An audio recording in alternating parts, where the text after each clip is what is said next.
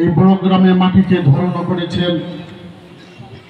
উনি অসুস্থ ছিলেন, বিশেষ অনুরোধে আমাদের মাঝে এসেছেন। তাই আমরা ইন্তজামিয়ার কমিটির পক্ষ থেকে সাধুবাদ জানাই এবং আল্লাহ তাআলা তেনাকে যেন সুস্বাস্থ্য কামনা করেন। সংগ্রামী তৌহিদি জনতা, আপনারা যেখানে আছেন, হাটে বাজারে, অলিতে গলিতে, বাড়িতে মহল্লায়, আসেন। দ্বিতীয় দিনের শেষ অধিবেশন এক্ষুনি শুরু হতে যাচ্ছে। তাই আমরা বিলম্ব না করে অতি তাড়াতাড়ি চলে আসি। সংগ্রামী তৌহিদি জনতা, এখন আপনাদের সম্মুখে অতি গুরুত্বপূর্ণ আলোচনা উপস্থাপন করবেন বিশিষ্ট ইসলামী চিন্তাবিদ, দেশবরণ আলেম দ্বীন, তাসাউফ জগতের রাহবারে মিল্লাত, আধ্যাত্মিক জগতের অপতন্দরীয় ঘোড়ে ছাড়ার পীরে কামেল আল্লামা মুফতি নূর হোসেন নুরানী।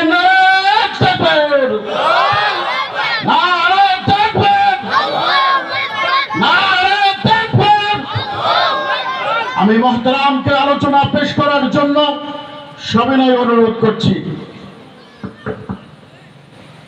আলহামদুলিল্লাহ, যারা ডানে বামে ছড়িয়ে ছিটিয়ে আছে, খুব দ্রুত প্যান্ডেলে ঢুকেন। এমন দুইটা সুসংবাদ শুনবেন আজকে, জন্মের পরে সুসংবাদ শুনেন নাই। সুবহানাল্লাহ বলে।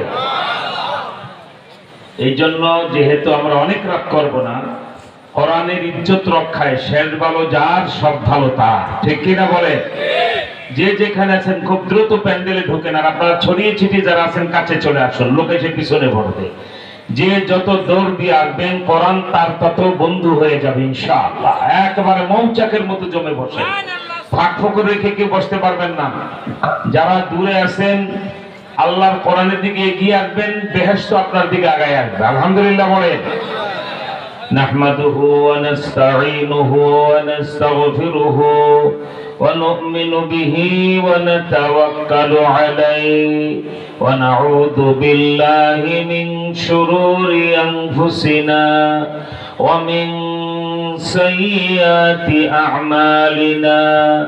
من يهده الله فلا مضل له ومن يضلله فلا هادي له ونشهد أن لا إله إلا الله وحده لا شريك له ونشهد أن سيدنا ومولانا محمدا عبده ورسوله أرسله بالحق بشيرا ونذيرا وداعيا إلى الله بإذنه وسراجا منيرا.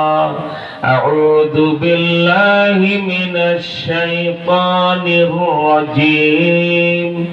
بسم الله الرحمن الرحيم. إن الله وملائكته يصلون على النبي يا أيها الذين آمنوا صلوا عليه وسلموا تسليما. اللهم صل على محمد وعلى آل محمد كما صليت على إبراهيم وعلى آل إبراهيم إنك حميد مجيد. জবান খুলে দুরূদ শরীফ পড়েন, সগীরে গুনাহ মাফ হয়ে যাবে। এবং যারা যত মুহাব্বতে দুরূদ শরীফ পড়বেন, এখনই ফেরেশতারা আপনার নাম ঠিকানা মদিনায় নবীজির হাতে পৌঁছায় দিবে। তাই জবান খুলে দুরূদ শরীফ পড়েন। আল্লাহুম্মা বারিক আলা মুহাম্মাদ ওয়া আলা আলি মুহাম্মাদ কামা বারাকতা আলা ইব্রাহিম ওয়া আলা আলি ইব্রাহিম ইন্নাকা হামিদুম মাজিদ। 2 দিনের তাফসীরুল কোরআন মাহফিলের সমাপনী দিনে জবান খুলে আমার সাথে একবার ইস্তেগফার পড়েন, জীবনের সগীরা গুনাহ সব মাফ হয়ে যাবে। আস্তাগফিরুল্লাহাল্লাযী লা ইলাহা ইল্লা হুয়াল হাইয়ুল কাইয়্যুম ওয়া আতুবু ইলাইহি লা হাওলা ওয়ালা কুওয়াতা ইল্লা বিল্লাহিল আলিয়্যিল আযীম। আলহামদুলিল্লাহ, 2 দিন ব্যাপী বড়গ্রামের ঐতিহাসিক তাফসীরুল কোরআন মাহফিলের সমাপনী দিনে যে আল্লাহ কোরআনে কারীম নিয়ে আমাদেরকে বসার তৌফিক দিয়েছেন, সেই মাবুদের দরবারে আমরা শুকরগুজার হচ্ছি। বড় আওয়াজে সমস্বরে চিৎকার করে সবাই আলহামদুলিল্লাহ বলে আওয়াজ তোলে, আরো আসতে বলেন।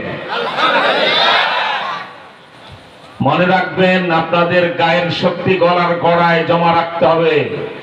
আগামী নির্বাচনে কোরআনী সরকার কায়েম হওয়া পর্যন্ত, ঠিক কিনা জোরে বলেন। 50 বছর পরে সুযোগ এসেছে, এবার রাষ্ট্র ক্ষমতায় কোনো দল কোন নেতা নেত্রী যাবে না, রাষ্ট্র ক্ষমতায় যাবে কোরআন। কারা কারা চান দুহাত তুলে আল্লাহু আকবার বলে দেখান। এখনো হয় চিৎকার করে আল্লাহু আকবার বলে দেখান। নারায়ে তাকবীর, আল্লাহু আকবার বলে আওয়াজ দেন। আল্লাহ তুমি কবুল করো, জোরে কোন আমিন। এই কোরআনী শাসন দেশে না থাকার কারণে আমাদের যত অশান্তি, ঠিক কিনা বলে। এবার মাথার পাগড়ি কোমরে বেঁধে প্রস্তুতি নেন, বাংলাদেশে কোরআনী শাসন জারি হবে ইনশাআল্লাহ। আলামত শুরু হয়ে গেছে। আর কোরআনী শাসন যেখানেই হয়, আজকে সেই নবী জমানার ওমরি জমান আপনাদেরকে দেখাবো না। নন্দিয়া যদি ভাত খান, আকল জ্ঞান যদি থাকে, এই বাড়ির কাছে ইন্ডিয়ার পরেই পাকিস্তানের পাশে আফগানিস্তান 40 বছর তারা শত্রুর বিরুদ্ধে যুদ্ধ করেছে। বাংলাদেশের 9 মাসের মুক্তিযোদ্ধা, নামধারী ভণ্ড প্রতারক, মুক্তিযুদ্ধের সময় জন্ম হয় নাই, মুক্তিযোদ্ধা বানিয়েছিল হাসিনা, ঠিক কিনা জোরে বলে। এই ভুয়া মুক্তিযোদ্ধা সবগুলি এখন ইন্ডিয়ায় পালাইছে, কি বলেন ঠিক না?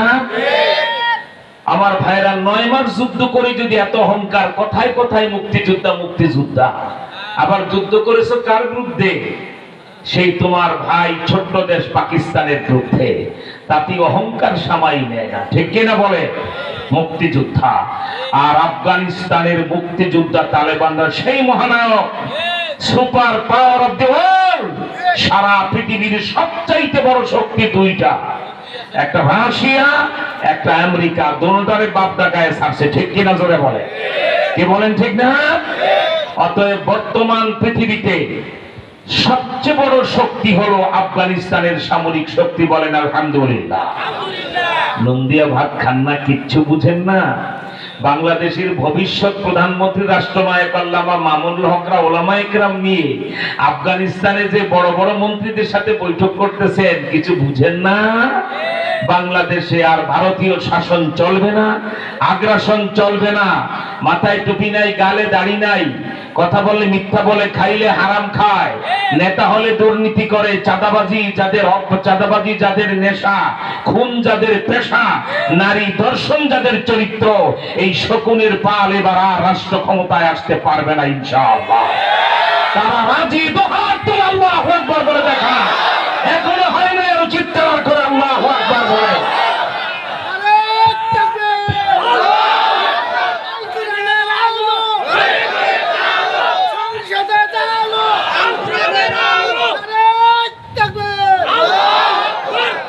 আমার ভাইরা, সময়কে একটু কম, যেহেতু আবার আমাদেরকে একটা জায়গায় পৌঁছতে হবে। সংক্ষিপ্ত সময় শুধু ইঙ্গিত করে যাই, অল্প কথা কোরআনী শাসনের বরকত আপনাদেরকে বলবো। একবার যদি কোরআনের আইন দেশে জারি হয়ে যায়, আর কোনদিন আপনাদের কাছে বলতে আসা লাগবে না, নিজেদের স্বার্থে পাগল হইয়া কোরআনের পিছনে ঘুরবেন, ঠিক কিনা? সেই মদিনাবাসী মক্কাবাসী দেখেছে, আর আধুনিক যুগে এখন আফগানিস্তানের জনগণ দেখতেছে। বাংলাদেশের চেয়ে 6 গুণ বড় একটা রাষ্ট্র। 6টা বাংলাদেশ এক জায়গায় করলে যত বড় হয়, আফগানিস্তান অত বড়। ঠিক কিনা বলেন?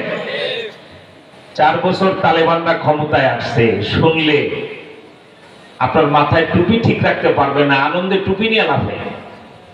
6টা বাংলাদেশের সমান একটা রাষ্ট্র, এই কোরআনে কারিম দিয়ে তারা সে আফগানিস্তানের হাইকোর্ট, সুপ্রিম কোর্ট, জজ কোর্ট, আইন আদালত, স্কুল, কলেজ, ইউনিভার্সিটি, ব্যাংক, বীমা, ব্যবসা বাণিজ্য সব কোরআন দিয়ে তাদের দেশে চলে। ঠিক কিনা বলে? এই কোরআনের বরকতে 4 বছরের শাসনে কোন থানায় একটা ধর্ষণের মামলা হয় না।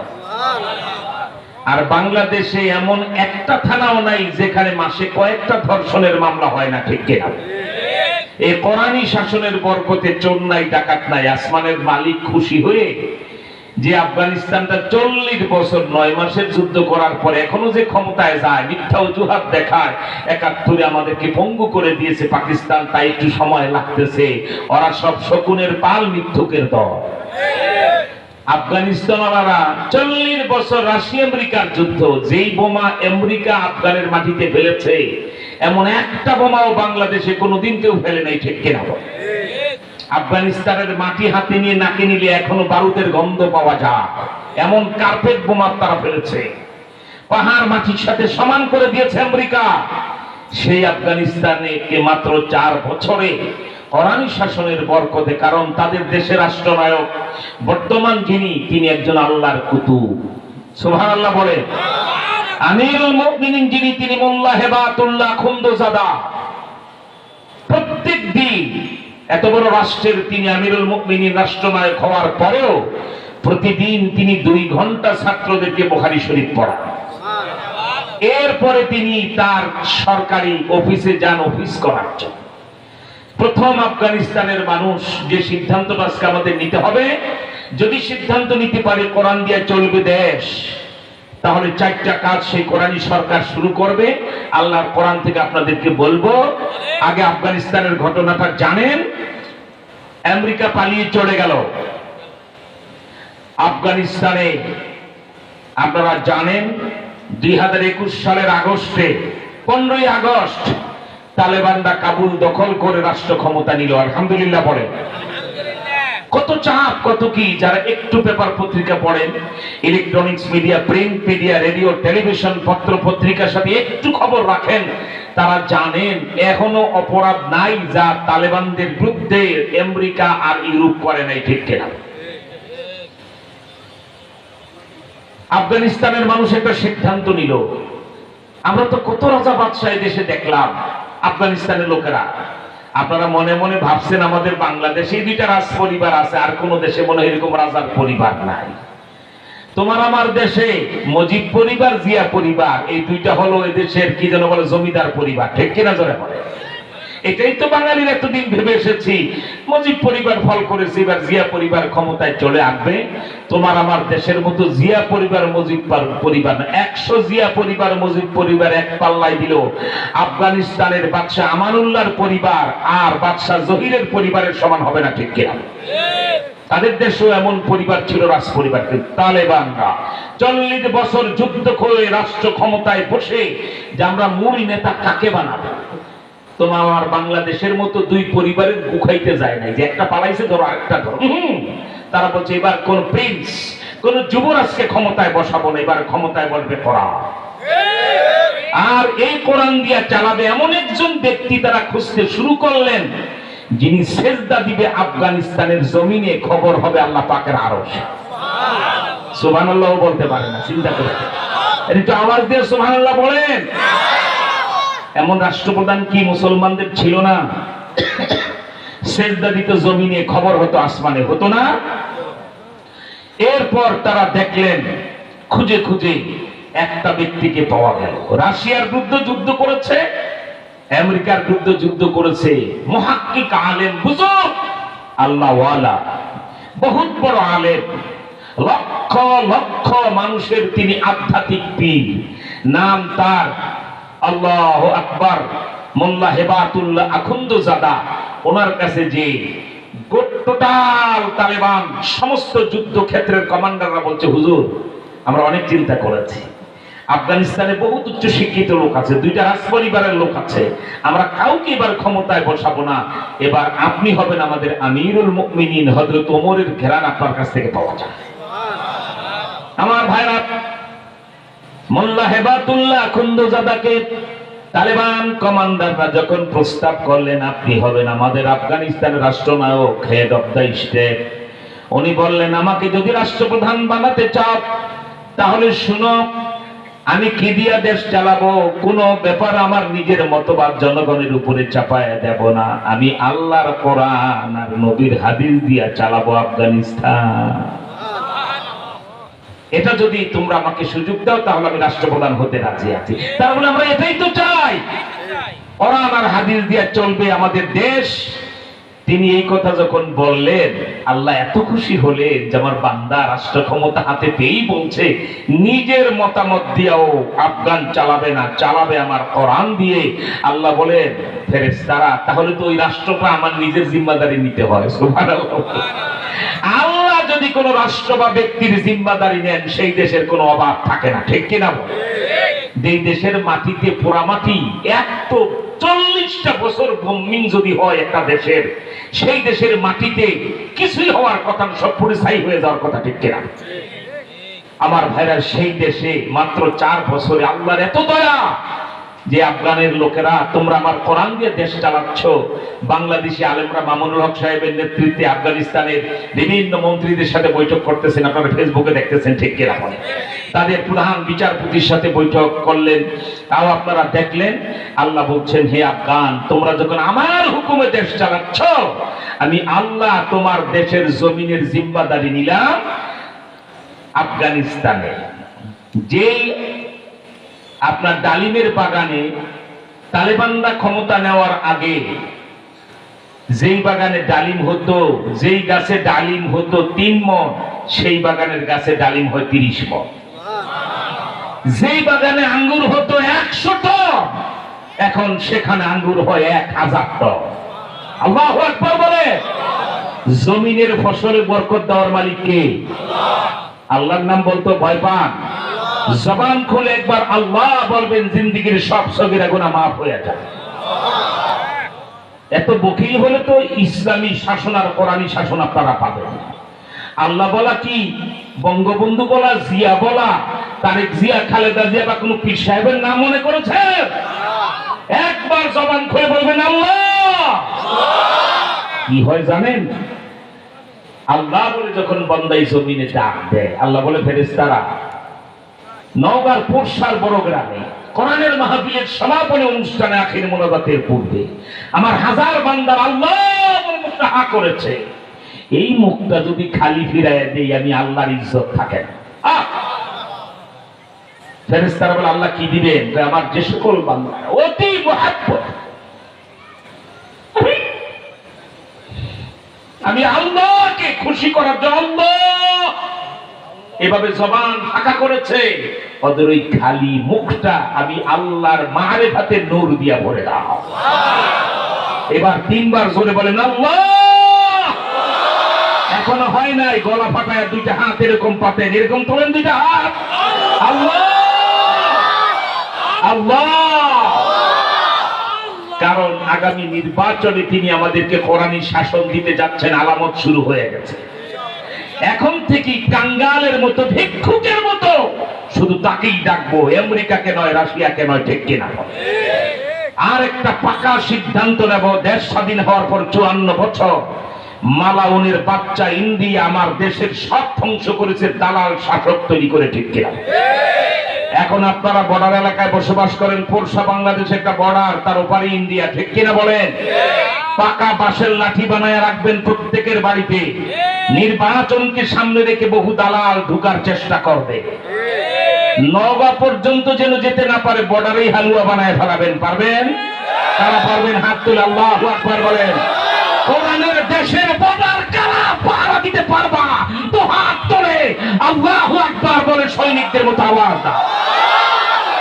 আল্লাহ কবুল করেন, বলেন আমিন। সজাগ থাকতে হবে, বাঁশের লাঠি বানিয়ে ফেলতে হবে, আর কোনো ছাড় নয়। এবার হবে কোরআনী শাসন, ইনশাআল্লাহ। জোরে বলেন। আমার ভাইরা, সেই আফগানিস্তানে আজকে আল্লাহ পাকের এত বরকত, একমাত্র কারণ হলো কোরআনী শাসন। সুবহানাল্লাহ বলেন। বাংলাদেশে 3 কোটি মানুষ, খবর রাখেন, পুরসা নওগাঁয় বড় গ্রামে 3 কোটি মানুষ 54 বছরের জালেমদের শাসনের কারণে রাতে না খেয়ে ঘুমাতে যায় 3 কোটি মানুষ। এই দেশের 3 কোটি মানুষ, 18 কোটির মধ্যে 3 কোটি মানুষ বাচ্চা কাচ্চা সহ তারা রাতের খাবার না খেয়ে ঘুমায়। এটা কারা করেছে? ওই শাসক দলের সমস্ত চাঁদাবাজ খুনিরা করেছে, ঠিক কিনা? তারা সুইস ব্যাংকে টাকা রাখার জায়গা নাই, বাংলাদেশিদের টাকা, মানে চোর গুন্ডা টাউট বাটপার যাদেরকে আপনারা ভোট দিয়েছেন, সিল মারো ভাই সিল মারো, খুনিরে সন্ত্রাসীরে আগায় পাঠায় সিল মারো। আর এবার সিদ্ধান্ত হবে সিল মারো ভাই সিল মারো, কোরআন যেখানে সেখানে সিল মারো, ঠিক কিনা? তোরা কর কি বলেন, ঠিক না?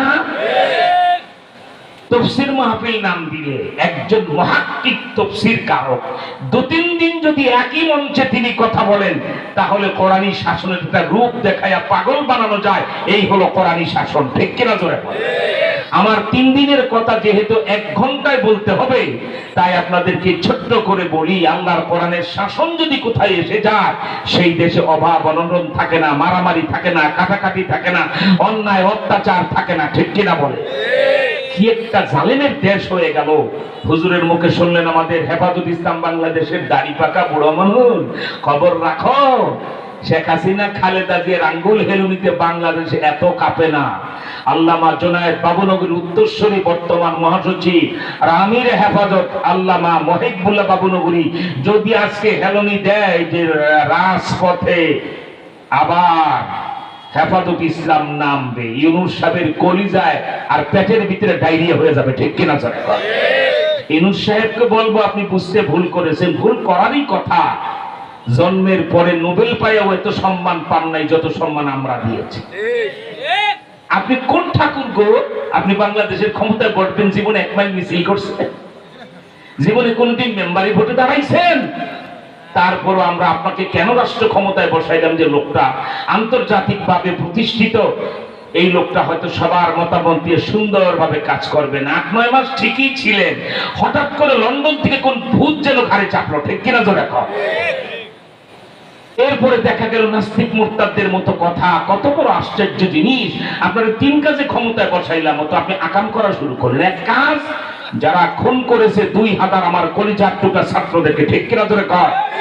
যারা আয়না ঘর বানিয়েছে, এদেশের শীর্ষ আলেম বুখারী শরীফ পড়ায়, এদেশের আল্লাহওয়ালা বুজুর্গ পীর মাশায়েখ যারা খানকায় আল্লাহ বলে ডাক দিলে আরশ কাঁপে, এমন 250 উলামা ইকরামকে জেল খাটাইছে যারা।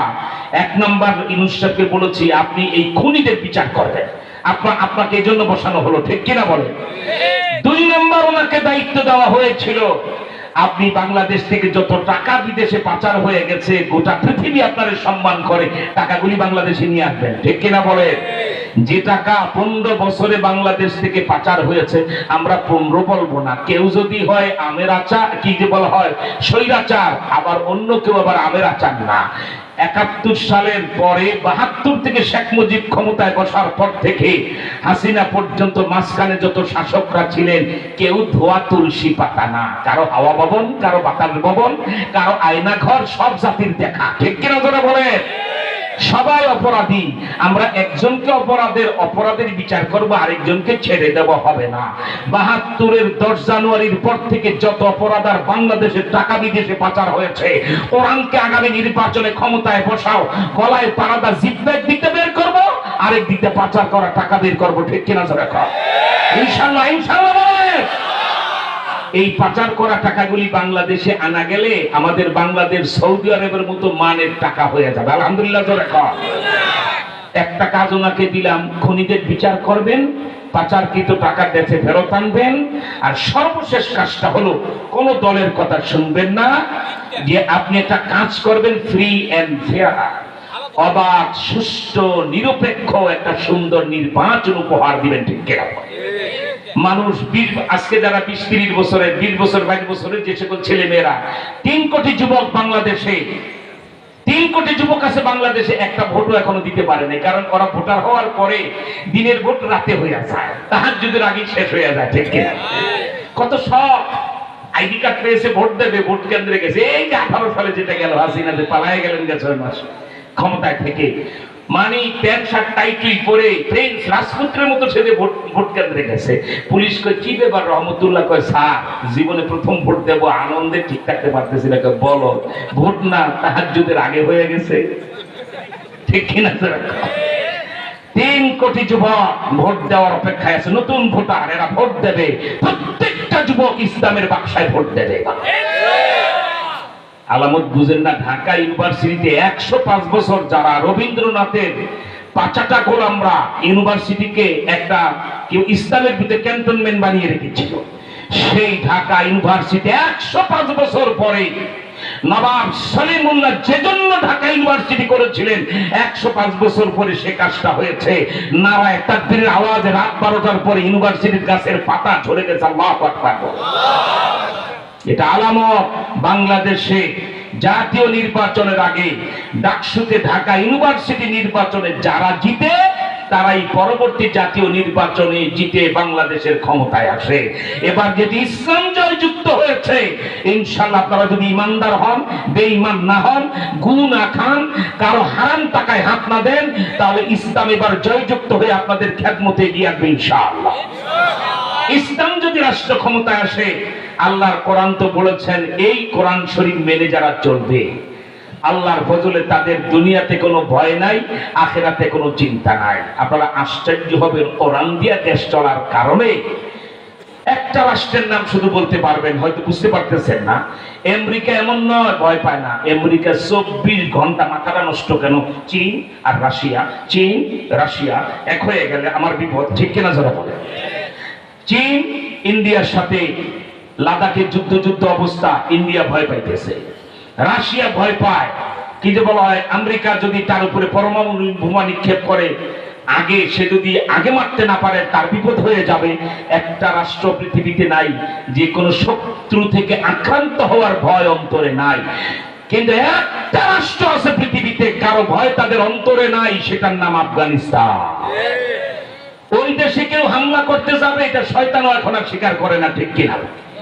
আপনি যদি ডোনাল্ড ট্রাম্পের ভক্ত হন, আজকে যদি বলেন স্যার তালেবানরা 4 বছর ক্ষমতা, একটা চুরির মামলা নাই, ধর্ষণের মামলা নাই, এরপরে মারামারি কাটাকাটি নিজের দেশে কিচ্ছু নাই, অথচ যুদ্ধ বিধ্বস্ত দেশ, খাই করার কথা। যেমন বাংলাদেশ 71-এর 16 ডিসেম্বর শাসন কি বলা হয় আপনার স্বাধীনতা পাওয়ার পরে 74 সালে 2 লাখ মানুষ না খায় মারা গেছে। ঠিক কিনা? ধরে শুধু আপনার কি বলা হয় এই দুর্ভিক্ষের কারণে। আর এই দুর্ভিক্ষ কারা ঘটিয়েছে? রাষ্ট্র ক্ষমতায় মন্ত্রী যারা ছিল তারাই ঘটিয়েছে। ঠিক কিনা বলে? যদি ডোনাল্ড ট্রাম্পকে বলেন আফগানিস্তানের শাসকরা তো যেভাবে কাজ করতেছে কোরআন দিয়ে, এরা তো পাকিস্তানে ইসলামী শাসন নিয়ে আসবে, আর পাকিস্তানে আসছে তো বাংলাদেশে কোরআনী শাসন হয়ে যাবে, এদেরকে আপনি হামলা করেন, ডোনাল্ড ট্রাম্প কি বলবে আপনাকে জানেন? তোমার যদি চুলকানি থাকে তুমি আফগানিস্তানে লড়াই করতে যাও, আমি যেই মারি খাই আসছি কিয়ামতের আগে আসব। ঠিক কিনা জোরে বলে? আমার ভাইরা, আল্লাহর কোরআন খোলেন, কোরআনে কারীম পরিষ্কার করে বলতেছে, কোরআন মেনে যারা চলবে, ব্যক্তি জীবন, পারিবারিক জীবন, রাষ্ট্রীয় জীবন, সামাজিক জীবন, হাইকোর্ট, সুপ্রিম কোর্ট, জজ কোর্ট, আইন আদালত, স্কুল কলেজ, ইউনিভার্সিটি, সব যদি আল্লাহর কোরআন দিয়া চলে, আল্লাহ বলে দুনিয়াতে তোমাদের ভয় নাই, আখিরাতে আমি আল্লাহর বেহেশতে যেতে তোমাদের কোনো চিন্তা নাই। কোরআনে কারীমের ভিতরে আল্লাহ বলেন, আপনারা সবাই পড়েন যারা পড়তে পারেন, ফামান তাবিআ হুদায়া ফালা খাউফুন আলাইহিম ওয়ালা হুম ইয়াহজানুন। আল্লামা সুয়ুতী রাহমাতুল্লাহি আলাইহি এই আয়াতের তাফসীর করেন, ফামান তাবিআ হুদায়া আয় ফাআমানা বি ওয়া আমিলা বিতাআতি লা খাউফুন আলাইহিম ওয়ালা হুম ইয়াহজানুন ফিল আখিরাতি বিআন ইয়াদখুলাল জান্নাহ। আল্লামা সুয়ুতী বলেন, আল্লাহ বলেন ফামান তাবিআ হুদায়া, আমি এই কোরআনের ইত্তেবা করবে যারা, এটা মেনে চলবে যারা, লা খাউফুন আলাইহিম ওয়ালা হুম ইয়াহজানুন, উনি বলেন বলেন কোরআন যারা ইত্তেবা করবে, টু কন্ডিশন, দুইটা শর্ত আছে। একটা হলো কোরআনের ইত্তেবা করি কোরআন মানি, এই কথা বললে চলবে না। শেখ হাসিনা তো প্রায় পত্রিকায় দেখা যাইতো উনি বলে তাহাজ্জুদ পড়ে ফজরের পরে যায় নামাজে কোরআন শরীফ নিয়ে তেলাওয়াত করতেন, ঠিক কিনা যারা বলে? এ জাতীয় তেলাওয়াতের 2 পয়সার মূল্য নাই। ফামান তাবিয়া হুদায়া আইফা আমানা বি ওয়া আমিলা বিতাআতি। এক নাম্বার কোরআনের উপর ঈমান আনতে হবে, কোরআন তোমার ভিতরে যা তা সত্য, ঠিক কিনা যারা কন? 2 নাম্বার হলো বিশ্বাস করলে চলবে না, ওয়া আমিলা বিতাআতি, আনুগত্যের সাথে তা আমল করতে হবে। মুখে মুখে শেখ হাসিনা মদিনা সনদ বলতেন আর কায়েম করেছিলেন সব আয়নাগরের সনদ, ঠিক কিনা যারা বলে? কি বলেন ঠিক না? এরপর আল্লাহ বলছে লা খাউফুন আলাইহিম, ওই সকল ব্যক্তিদের কোনো ভয় নাই যারা কোরআন মেনে চলবে। ফিদ দুনিয়া, অর্থাৎ দুনিয়াতে কেউ তোমাকে চোখ রাঙাইতে পারবে না। আপনারা কি নুন দিয়া ভাত খান? আপনারা কি একটু ইউটিউবে ফেসবুকে দেখেন না? আবুধাবিতে আমেরিকার মন্ত্রী, ইউরোপিয়ান কমিশনের মন্ত্রীরা, ইউরোপিয়ান রাষ্ট্রগুলি আর তালেবানদের ভিতরে যদি বৈঠক হয়, একটু খেয়াল করে দেখেন এদের 5-6 জন মন্ত্রীরা প্যান্ট শার্ট টাই, কাগজের মতো এদের কি বলে চামড়া, এগুলা বিলাতি ইঁদুরের মতো দেখা যায়, ঠিক কিনা বলে? আমেরিকার মন্ত্রী তালেবানদের সাথে বৈঠক আসার সময় তো সৌজন্যমূলক একটু হাত মিলাইতে হয়।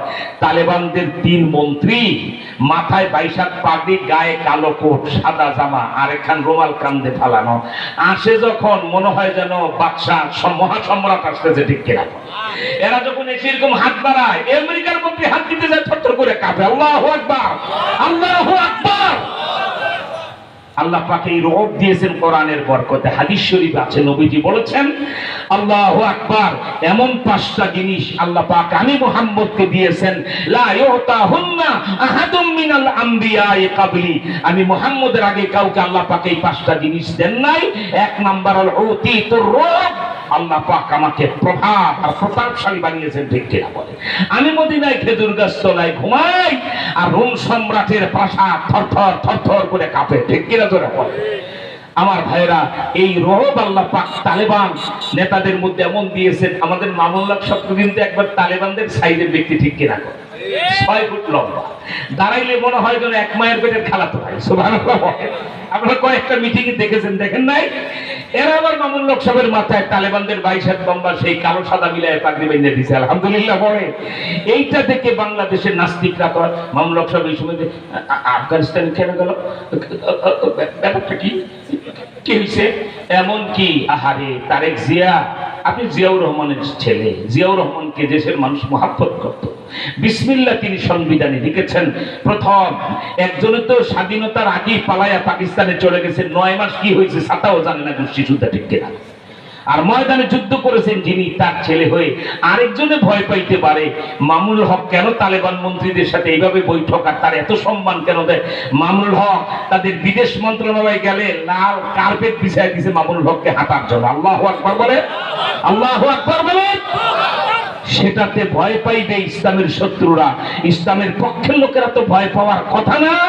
আল্লাহর হস্তে বলবো দ্বীনের পথে চলে আসেন। আমাদের সিদ্ধান্ত ছিল জেলখানায় যে আমরা এবার আর শত্রুতা রাখবো না, সবাই মিলেমিশে বাংলাদেশটা চালাবো, ঠিক কিনা বলে? অহেতুক ইসলামকে শত্রু বানায়া হাসিনা যেমন অস্তিত্বহীন হয়ে গেছে, লিখে রাখেন আল্লাহর কোরআন হাতে নিয়ে বলছি, কেউ যদি ইচ্ছা করে আলেম ওলামা ইসলামকে প্রতিপক্ষ ভাবে, তারাও হাসিনা গেছে যে পথে, তারাও চলে যাবে সে পথে, ঠিক কিনা জোরে কান?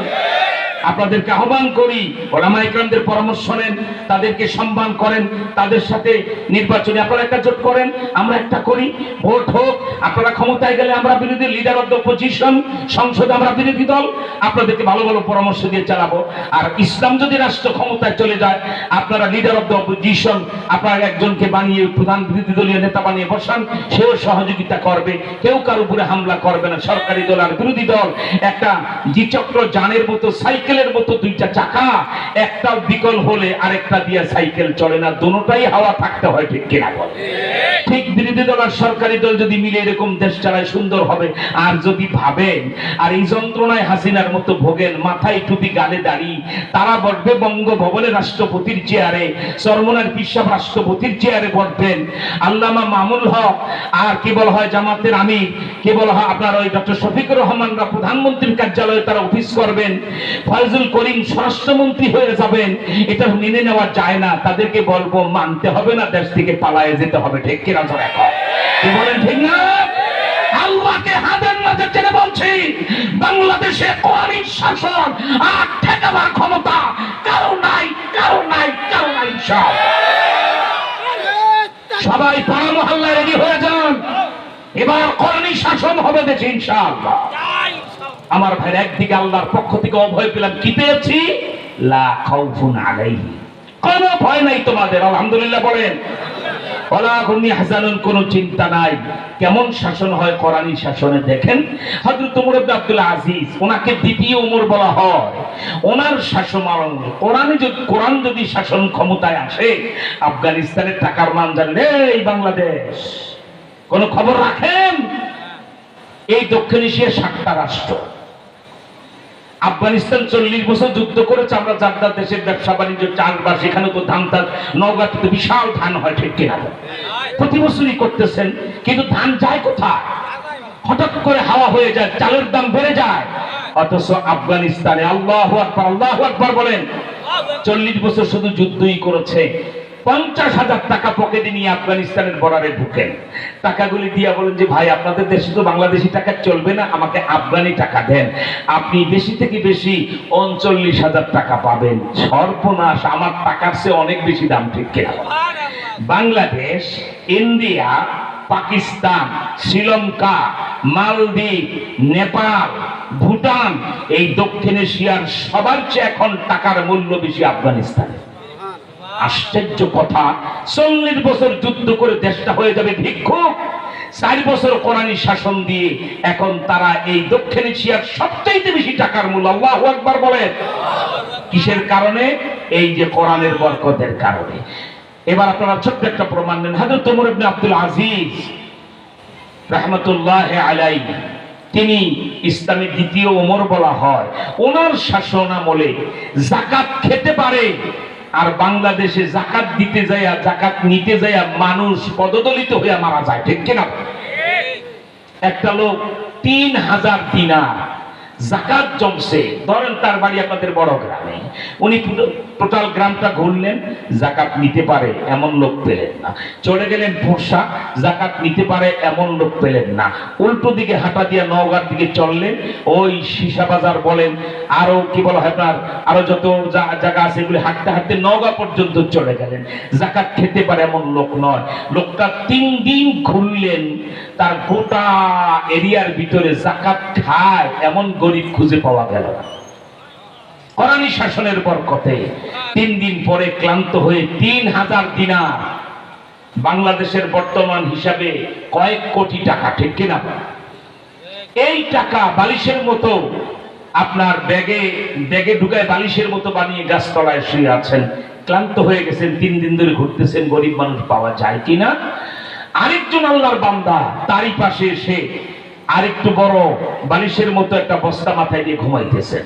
এই লোকটা উঠে গেছে, ঘুম থেকে উঠে কয়, আল্লাহ তোমার দরবারে লাখ লাখ শুকরিয়া। 3 দিন পরে একজন ফকির পাওয়া গেল, ঘুম থেকে উঠবে, ওনার হাতে 3000 টাকা জাকাতের টাকা পৌঁছে দিয়ে, আমি আপনার হুকুম পালন করে গুনাহমুক্ত হয়ে আমি আমার বাড়িতে যাব। আল্লাহ এই লোকটার হায়াত বাড়ায় দাও, তার ঘুমে মজা লাগায় দাও, তার স্বাস্থ্য, মানে অনেক দোয়া করতেছেন।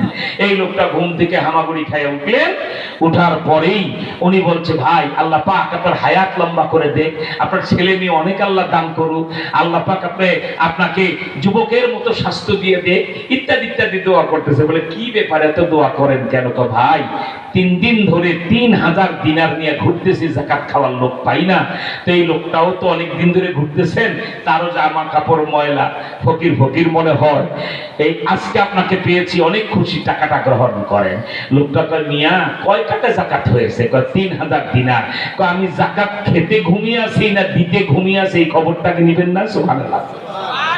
লোকটা বলছে, শোনো, আজকে 5 দিন পর্যন্ত গোটা এলাকার ভিতরে ঘুরে ঘুরে দেখেছি জাকাত খেতে পারে কেউ নাই। 5 দিন কষ্ট করে 5,000 দিনার যাকাতের টাকা নিয়ে এই গাছতলায় এসে মুসাফির হিসাবে ক্লান্ত অবস্থায় ঘুমিয়ে গেছি। তুমি কি আমার পোটলাটা খালি মনে করেছো? এই পোটলায় 5,000 টাকা আছে আমার যাকাতের। আল্লাহর কোরআন দিয়ে ওমর ইবনে আব্দুল আজিজ দেশ চালায়। কোরআনী শাসনের বরকতে এমন পরিবেশ তৈরি করে দিয়েছে আমাদের রাষ্ট্রে আর যাকাত খাওয়ার কাউকে পাওয়া যাবে না। এই যাকাত বিদেশে পাঠাতে হবে গরিব মানুষের জন্য। আল্লাহু আকবার। আজকে আফগানিস্তান 4 বছর স্বাধীন হতে না হতে এই যে বাংলাদেশ, ইন্ডিয়া দেয় না। এইবার রমজান মাসে যে রমজান গেল, আফগানিস্তান 40টা বছর যুদ্ধ করে যুদ্ধ বিধ্বস্ত দেশ থেকে ঢাকা, চট্টগ্রাম, খুলনা, রাজশাহীর বস্তি এলাকায় যে গরিব মুসলমান বসবাস করে, ইফতারে তারা কোথায় থেকে খেজুর খাবে? শেখ হাসিনার বাণিজ্য মন্ত্রী বলেছিল ইফতারে খেজুর খাওয়ার দরকার কি? বড়ুই খেতে পারে না বাংলাদেশে? মনে নাই? এই জাতি ভুলে যায় সব, ঠিক কিনা বল? এত খেজুর দরকার কেন? কত বড় জালেম ছিল ওরা! ইফতার সামগ্রী খেজুর।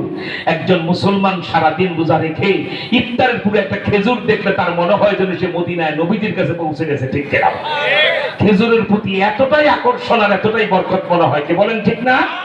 আর অট্টহাসি দিয়ে হাসিনার আয়নাগরের বাণিজ্য মন্ত্রী বলতেন, কেন বড়ই দিয়ে ইফতার করা যায় না? তো খেজুর খাওয়ার দরকার কি?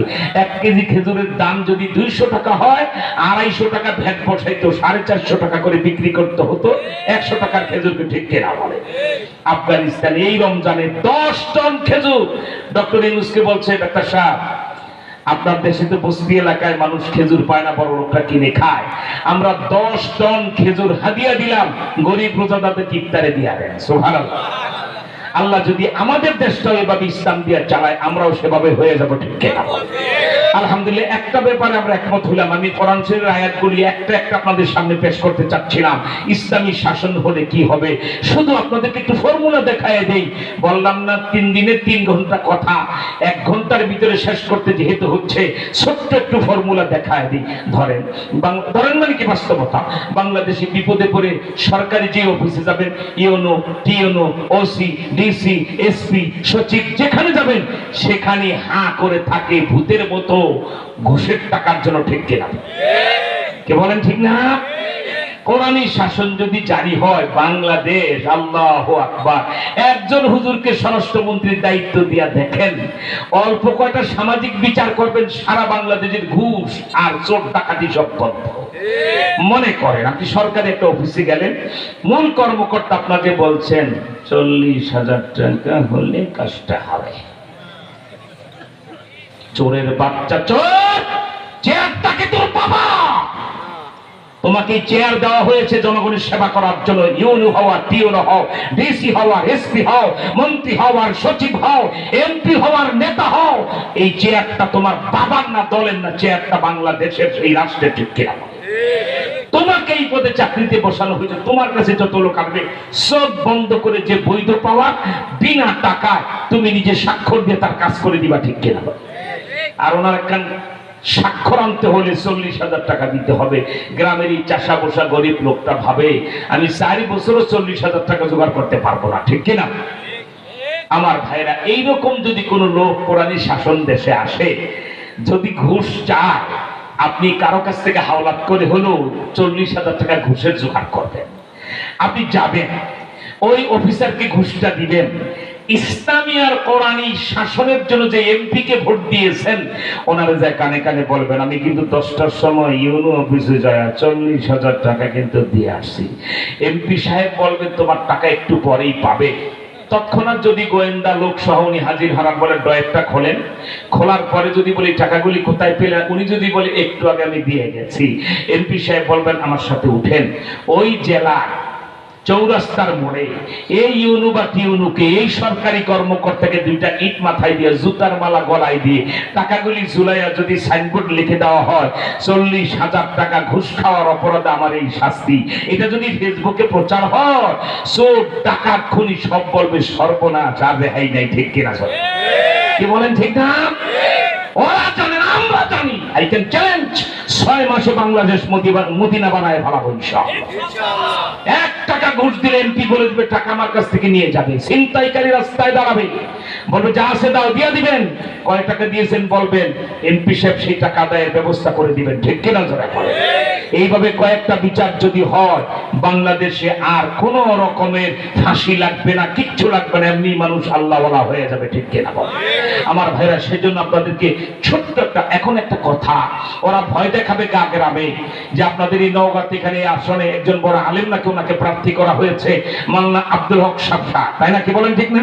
সন্নগরে বাড়ি, মুহাক্কিক আলেম, হাটাদারি থেকে ফারেক, বড় সৈয়দ আলেম, বড় আমলদার ব্যক্তি, আমার ঘনিষ্ঠ বন্ধু মানুষ। উনি যদি এমপি হন, আপনাদেরকে বিশ্বাস হয় উনি 1 টাকা ঘুষ খাবেন না? ঘুষ কাউরি দিলে গলায় পারাদা আদায় করে দিবেন, ঠিক কিনা জোরে বলেন। নিজেদের স্বার্থ যে বুঝে না, তার মতো বলদ কিন্তু জগতে হয় না, ঠিক কিনা জোরে বলেন। তাড়াতাড়ি বুঝে ফেলেন। আল্লাহু আকবার। হযরত ওমর রাদিয়াল্লাহু, এবার এই নাফরমানরা বলবে এত হুজুরদের পিছনে লাফালাফি করেন না, এত ইসলাম করে, জানো হুজুরের ক্ষমতা আসলে কারো গলা থাকবে না, কারো হাত থাকবে না। গলা থাকবে না মানে একটা খুন যদি গ্রামে হয় তাহলে ওই গ্রাম সব গলা কেটে ফেলবে, একটা চুরি যদি বড় হয় তাহলে তোমার হাত কেটে ফেলে দিবে। এই সকল ভুয়া কথা ওরা বলে। ইসলাম রাষ্ট্র ক্ষমতায় গেলে তালচোর, বেলচোর, নুনচোর স্বভাবে নয়, পেটের দায়ে চুরি করে এমন কাউরে হাত কাটবে না, ঠিক কিনা বলে। হাত কাটবে এমপি, মন্ত্রী, বিদেশের সাথে চুক্তি করতে যে 200 কোটি টাকা একটা ব্রিজ থেকে যিনি মেরে খেয়ে ফেলেন, ওদের হাত কাটা হবে, কি বলেন, ঠিক না? তার একটা ছোট্ট প্রমাণ নেন, কোরআনী শাসনের প্রমাণ দিই। আস-সারিকু ওয়াস-সারিকাতু ফাকতাউ আইদিয়াহুমা, এই আয়াতের তাফসীর খুললে দেখতে পাবেন ওমর রাদিয়াল্লাহু তাআলা আনহুর জামানার ঘটনা। হযরত ওমরের, উনি রাষ্ট্রপ্রধান, হযরত Omar head of the state, বিশাল সাম্রাজ্যের আদা জাহানের একাই খলিফা। ওনার আমলে মদিনার এক দোকানদার, সুদানি, কালো চেহারা, হযরত বিলাল রাদিয়াল্লাহু তাআলা আনহুর মতো ঠোঁট মোটা, চেহারা কালো, গরিব মানুষ, সুদানে বাড়ি, মদিনায় থাকে, একটা দোকানে চাকরি নিয়েছে। তো এই দোকানদার তার যে অঙ্কের টাকা দিয়ে তাকে কর্মচারী নিয়েছে, 3 মাস তারে বেতন দেয় না। তার বাড়ি থেকে খবর এসছে তার যে নতুন বিয়ে হয়েছে, আল্লাহ তাকে একটি পুত্র সন্তান দান করেছেন, আলহামদুলিল্লাহ। যাদের ছেলে মেয়ে আছে, জীবনে প্রথম যেদিন বাবা হয় একটা মানুষ, সেই দিনের অনুভূতি মৃত্যু পর্যন্ত মানুষ ভুলে না, ঠিক কিনা? কখন সন্তানের চেহারা দেখবে সে বিকল হয়ে যায়। সেই যুবক তার মালিককে বলছে, মালিক আমার তো 3 মাস বেতন দেন না, আবার আমার একটা বাচ্চা আল্লাহ দিয়েছেন, তার চেহারা দেখতে মন চায়। মা চিঠি লিখেছে, আমি 1 সপ্তাহের মধ্যে টাকা নিয়ে যদি বাড়িতে যেতে না পারি, দুধের পিপাসা আমার বাচ্চাটা মারা যাবে, দুধের কারণে আপনি আমার বেতনের টাকাটা দেন আর 1 সপ্তাহ ছুটি দেন, আমি সুদানে আমার বাড়িতে যাব। আফ্রিকায় ওনার বাড়ি, ওই মদিনার কে বলা হয় আপনার বিশাল ডিপার্টমেন্টাল স্টোরের মালিক, বিশাল দোকান তার। সেই দোকানের কর্মচারী অনুনয় বিনিময় করে, মায়ের কথা বলে, সন্তানের কথা বলে, মালিক কর্মচারীর বেতনও দেয় না, ছুটিও দেয় না। যুবক ছেলে প্রচন্ড রাগ, মালিকের অগোচরে ক্যাশ বাক্সা থেকে 1 মাসের সম পরিমাণ বেতনের টাকা সে নিয়ে পালিয়ে চলে গেছে। এবার 1 সপ্তাহ পরে আবার সে এসেও গেছে। এবার দোকানের মালিক তার চোখ কপালে উঠে গেছে রাতে, এত বড় সাহস, তুমি চুরি করেছো। জানো বর্তমানে আমাদের শাসককে ওমর আব্দুল খাত্তাব, ওমরি জমানায় চুরি করেছো, এক্ষুনি নগদ তোমার হাত কাটায় আনবো। এই দোকানের কর্মচারীকে নিয়ে মালিক হযরত সরাসরি ওমরের দরবারে যায় হাজির। হযরত ওমর বলছে, কি হলো এত সাত সকাল, কি জন্য তুমি এসেছো? তখন বলছে হযরত ওমরকে, হে আমার আমিরুল মুমিনিন, আমার দোকানের কর্মচারী এত টাকা চুরি করে আমার দোকান থেকে পালিয়ে বাড়িতে গেছে, আজকে এসে তাকে ধরে নিয়ে এসে ওর হাত কাটেন। ইসলাম একতরফা বক্তব্য শুনে রায় দেয় না। বাংলাদেশে গ্রামের কিছু মোড়ল দেখবেন, মেম্বার চেয়ারম্যান যখন ভোট দিয়ে মেম্বার বানান, একজন বাজারে যে আপনার পোরশা বাজারে যে মাথায় বাড়িতে একজনের মাথা ফাটিয়েছে, যার মাথা ফাটালো সে তো ভিকটিম, সে মজলুম। তার আগেই যদি মাথা ফাটালো যে জালেম, মেম্বার সাহেবকে যায় বলে 10,000 দিলাম, ভুল একটা করে ফেলছি, রায়টা আমার পক্ষে হবে না ওর পক্ষে, তুমি বলো টাকা দিলে তুমি আর রায় হবে ওর পক্ষে, তাই না? ঠিক কিনা? এবার যখন গ্রাম্য শালীর বসেছে, এর বক্তব্য শুনতেছে, বলে মাননীয় বিচারক, আমি এভাবে বাজারে এক কথা দুই কথা, আমাকে এটা বলেছে সেটা বলেছে, আগে আমি একটা বাড়ি দিয়ে ফেলছি, মাথা ফেটে গেছে। আচ্ছা ঠিক আছে, এই বলি সে রায় দেবে, তখন ওই মাথা ফাটা লোকটা মাথায় ব্যান্ডিজ, এমন জালেমের দেশে আমরা বসবাস করি। বলছে মেম্বার সাহেব আমার একটু কথা ছিল। চুপ করো, আমি সব জানি, তোমার কারণে তুমি মার খেয়েছো, বলে কিনা? কেন? ওই 10,000 টাকার জোর, ওই 10,000 টাকা গিলছে, ঠিক কিনা জোরে বলে? এমন শকুনের পাল একতরফা কথা শুনে বিচার করে। ইসলামী আদালতের রায় হলো, সিদ্ধান্ত হলো একতরফা, শুধু বাদী অথবা বিবাদীর একজনের বক্তব্য শুনে নয়, দুজনের বক্তব্য শুনে সাক্ষী প্রমাণ নিয়ে ইসলামের বিধান 4 মাযহাবের সমস্ত ফিকহের কিতাবে পাবেন। হাত্তা তাসমা কালাম আল-আখার, শেষ কথা পাও শুনতে হবে, ঠিক কিনা বল? দোনো পক্ষের শেষ কথা শুনে সাক্ষী প্রমাণ নিতে হবে, তারপরও রায় দেওয়া যাবে না। সমস্ত সাক্ষী প্রমাণ নিয়ে বিচারক তার চেয়ারে বসে চক্ষু বন্ধ করে ফেলবেন, আল্লাহর কাছে কাঙ্গালের মতো সাহায্য চাবেন। আল্লাহ, বাদী বিবাদী উভয় পক্ষের বক্তব্য শুনেছি, সাক্ষী প্রমাণ নিয়েছি, এরপরে কোন রায়টা দিলে ইনসাফ হবে তুমি আমার অন্তরে ঢেলে দাও, ঠিক কিনা জোরে বলে? এরপরে যদি বিচারক রায় দেয়, রায়টা যদি ভুল হয়, আল্লাহর সাহায্য চাওয়ার কারণে সে একতরফা সওয়াব পাবে, ঠিক কিনা বলে? আর রায় যদি সঠিক হয়, আজরান, ডবল সওয়াব পাবে। সুবহানাল্লাহ বলেন। তো হযরত ওমরকে উনি মনে মনে ভেবেছেন, আমি যদি আমার এই গোলামকে নিয়ে বলে আমার এই দোকানের কর্মচারীকে চুরি করেছে হাত কাটেন, হযরত ওমর রাগের চোটে, আমি রাষ্ট্র ক্ষমতায়, আমার আমলে তুমি চুরি করেছো, রেহাই নেই, ধরো আর কাটো, এটা সে মনে করেছে। কিন্তু যখনই মালিকের বক্তব্য শেষ হয়েছে, হযরত ওমর বলছে, এই যে বাবা, এবার তুমি বক্তব্য শুরু করো। যুবক বলছে, হুজুর আল্লাহর দরবারে লক্ষ কোটি শুকরিয়া আদায় করি, আজকে আপনার মতো ইনসাফগার শাসক না থাকলে আমি বক্তব্য রাখার সুযোগ পেতাম না, আল্লাহ আপনার হায়াত বাড়ায় দেন। হযরত ওমর বলছেন, এত বক্তব্য দেওয়ার সুযোগ আদালতে নাই, যত প্রশংসা করো, সঠিক রায় ডান বাম হবে না, আসল ঘটনা বলো। তখন দোকানের কর্মচারী বলছে, খলিফাতুল মুসলিমিন, উনি আমার মালিক বটে, আমি স্বীকার করছি, আমি ওনার দোকানের কর্মচারী, তাও স্বীকার করছি উনি সত্য বলেছেন, আমি এত টাকা চুরি করেছি, ওইটাও উনি সত্য বলেছেন, কিন্তু কেন চুরি করেছি? আমাকে এই পরিমাণ টাকা বেতন ধরে তিনি দোকানে কর্মচারী রেখেছেন, জিজ্ঞেস করুন, গেল 3 মাস আমার বেতন পরিশোধ করে না। আল্লাহ আমাকে একটা ছেলে সন্তান দিয়েছেন, বাড়ি থেকে চিঠি আসে তাকে দেখতে যাওয়ার জন্য, ছুটিও আমাকে দেয় না।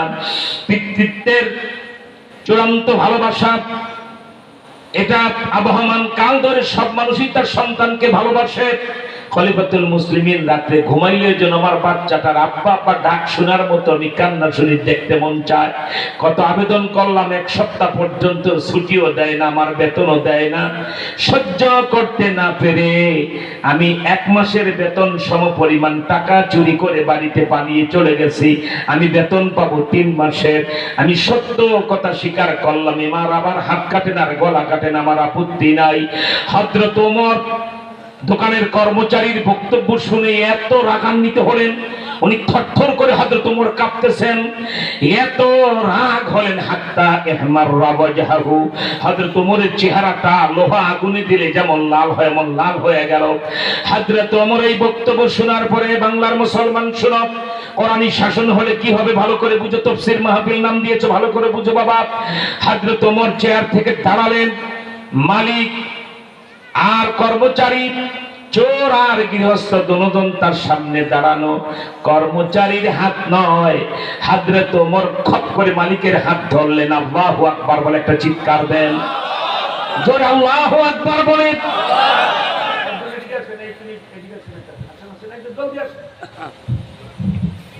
উনি মালিক, ওনার আবার অরিজিনাল মালিক মনে করে না, দেখাবার জন্য আপনাদের সামনে আছে, বলবেন এই হুজুরে বেতন দেয় না কর্মচারী, উনি না, এই তো মালিক, এই তো গোলাম, এই তো টাকার মালিক, এই তো চোর। দোকানে চোরের হাত না ধরে হযরত ওমর মালিকের হাত খপ করে ধরলেন, আল্লাহু আকবার।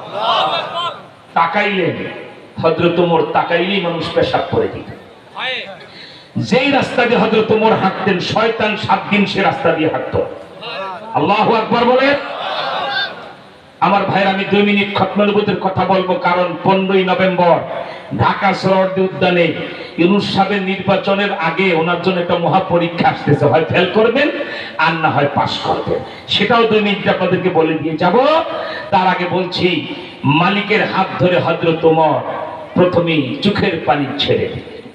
মালিকের হাত কিন্তু হযরত ওমরের হাতে ধরা। অপর দিকে ওই কর্মচারীকে বলছে, বাবা আমি রাষ্ট্র ক্ষমতা, আমি আমিরুল মুমিনিন, আমার শাসন আমলে মদিনায় চাকরি করতেছি, এক জালেম মালিক পেয়েছো, তোমার বেতন এত স্বল্প, এটাও ঠিক হয় না, আরো বেতন বেশি ধরার দরকার ছিল। আবার 3 মাস তোমার বেতন পরিশোধ করে না, তুমি শ্রমিক সে মালিক। আমি তোমার কাছে প্রথমে ক্ষমা চাই, এই যে তোমার সময় মতো বেতন পেলে না, এজন্য কিয়ামতের ময়দানে আল্লাহর আসামির কাজ করায় আমি ওমরকে তুমি আসামি বানায়ো। আল্লাহু আকবার। এবার হযরত ওমর বলছে মালিককে, শোনো, বেতন পরিশোধ না করার কারণে, কর্মচারীকে বেতন না দেওয়ার কারণে সে যদি তোমার বাক্সায় আরেকবার চুরি করে, তাহলে কি বলে, চোরের হাত নয়, লাকাতাতু ইয়াদাকা, আমি ওমর তুমি মালিকের হাত কেটে দেব। ওই সকল এমপি প্রার্থী, মেম্বার, চেয়ারম্যান, সচিব, যারা বড় বড় কর্তা, আপনাদেরকে বলবে ইসলাম আসলে চোরের হাত কাটার আইন হবে, তোমাদের হাত থাকবে না। আমি আল্লাহকে হাতের কাছে জেনে বলছি, চোরের হাত কাটার আইন যদি কোরআন থেকে দেশের কি বলা হয় সংসদে পাশ হয়ে যায়, একজন কৃষকের হাত কাটা হবে না, একজন শ্রমিকের হাত কাটা হবে না, একজন গরিবের হাত কাটা হবে না, ভ্যান চালক, রিক্সা চালকের হাত কাটা হবে না, হাত কাটা হবে এমপি, মন্ত্রী, কোটিপতি, শিল্পপতি, যারা কর্মচারী ঠকায়া, শ্রমিক ঠকায়া 1 কোটি টাকার মদের পার্টি বসায় গুলশানের বাড়িতে, আর 500 টাকায় গার্মেন্টস শ্রমিকের বেতন বাড়াতে বললে তাদেরকে শিল্প পুলিশ দিয়ে ফুটায়, ওই সকল বেঈমানদের হাত কাটা হবে। ঠিক কিনা দেখা? তাহলে ইসলামী আইন চান আপনারা? হাত তুলে আল্লাহু আকবার বলে দেখান কারা কারা চান। আর জোরে আল্লাহু আকবার বলে হাত তুলে দেখান। আল্লাহ যদি কবুল করে, আল্লাহ খামোশ, আল্লাহ যদি কবুল করে, একটু নমুনা দেখাইলাম কোরআনের শাসন হলে কি হবে। তাই এই বিষয়টা এখানেই সমাপ্ত করে শুধু জানতে চাই, আমরা কি কোরআনী শাসন চাই? তাহলে আমি দ্বিতীয় যে বিষয়টা বলে এখন কয়েক মিনিটের ভিতরে মোনাজাত দেব, সেটা এত পবিত্র, শোনার জন্য শেষ ভালো যার, সব ভালো তার। শেষ দিন কোরআন সামনে, আখির মোনাজাতে হাত তোলার অপেক্ষা আমরা আছি। ঠিক কিনা বলে? রাত 12টা কিভাবে হয়ে গেল বুঝতে পারলাম না, হয়েই গেছে, ঘড়ির কাঁটা তো ঘুরেই গেছে। তাই শেষ যে কথাটা 3-4 মিনিট আমি বলে আপনাদেরকে মোনাজাতে নেব, সেটাও কোরআন শরীফের সূরা আহজাবের 22 নম্বর কি বলে 40 নম্বর আয়াত। এটা শোনার জন্য আর আখির মোনাজাতের জন্য আমার কাছে আসেন। আর যে যত তাড়াতাড়ি দৌড় দিয়ে আসবেন, তার দোয়া তত তাড়াতাড়ি কবুল হবে। একবারে ওই দৌড়ের লোক আর থাকতে পারবে না, মৌচাকের মতো আমার সামনে জমে যেতে হবে। বললাম তো, যিনি শেষ মুনাজাত দেওয়ার জন্য স্টেজের কাছে জমে পড়বেন, আজকে হাতে হাত দিয়ে আমরা একটা শপথ নেব, সব দেখা শেষ, এবার আল কোরআনের বাংলাদেশ। ঠিক কিনা যারা বলে? খুব তাড়াতাড়ি। আপনারা বসে আছেন কেন? আপনারা কি কথা বুঝছেন না? আখির মুনাজাতের পরিবেশ তৈরি করতেছি, মেহেরবানি করে জলদি কাছে আসুন। অনেক ক্লান্ত, ঢাকায় এতগুলি প্রোগ্রাম করে আবার দৌড়াই এয়ারপোর্টে এসে, রাজশাহীতে এসে আবার এখানে কথা বলে আবার পৌঁছতে হবে আমাদেরকে রাজশাহী এয়ারপোর্টে। এই ক্লান্ততার ভিতরে আপনাদের সামনে হাজির হয়েছি, শুধু এবার আমরা কোরআনী রাষ্ট্র দেখতে চাই। ঠিক কিনা বলে? ইসলামী কাছে আসেন, আরো কাছে আসেন, মৌচাকের মতো জমে একদম। এই যে আপনারা গানে বামে যান কেন? এমন বলদ কি দুনিয়াতে আছে? 2 দিন বস্তায় শুধু সব ঢুকাইলেন, এখন দোয়ার বাঁধন না দিয়ে চলে গেলে সবই তো বস্তা থেকে বেরিয়ে যাবে। ঠিক কিনা চলে? সর্বোচ্চ 5 মিনিটের ভিতরে মোনাজাত হবে। এই 5 মিনিট কি মৌচাকের মতো জমে বসা যাবে?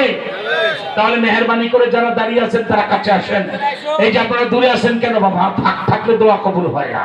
আমি তো বললাম মোনাজাতের একটা পবিত্র হালত তৈরি করতেছি। এক মুসলমান ভাই আরেকজনের গায়ের সাথে ঘেঁষে বসে যদি মোনাজাত দেয় আর তওবা করে, একজনের তওবা কবুল হলে গায়ে গায়ে মিলার কারণে সবার তওবা কবুল হয়ে যাবে। সুবহানাল্লাহ। এটা বলার পরে আমি আশা করি কেউ আর ডানে বামে বসে থাকবে না, মৌচাকের মতো চলে যাবে। আমার ভাইরা, আরেকটি বিষয়, এই বিষয়ই তো 100 ভাগের 1 ভাগ আমি বললাম না, শুধু আপনাদেরকে একটা আইডিয়া দিতে পারলাম যে কোরআনী শাসন হলে এদেশ আল্লাহ জান্নাতের মতো হয়ে যাবে। কি বলেন ঠিক না? আল্লাহ তুমি কবুল করো, বলে না আমিন। আমি এখন আপনাদেরকে সূরা আহজাবের 40 নম্বর আয়াতের যে দাওয়াতটা দিয়ে যাব, সেই আয়াতের ভিতরে আল্লাহ পাক আমাদের নবীজিকে খাতামুল আম্বিয়া বলেছেন।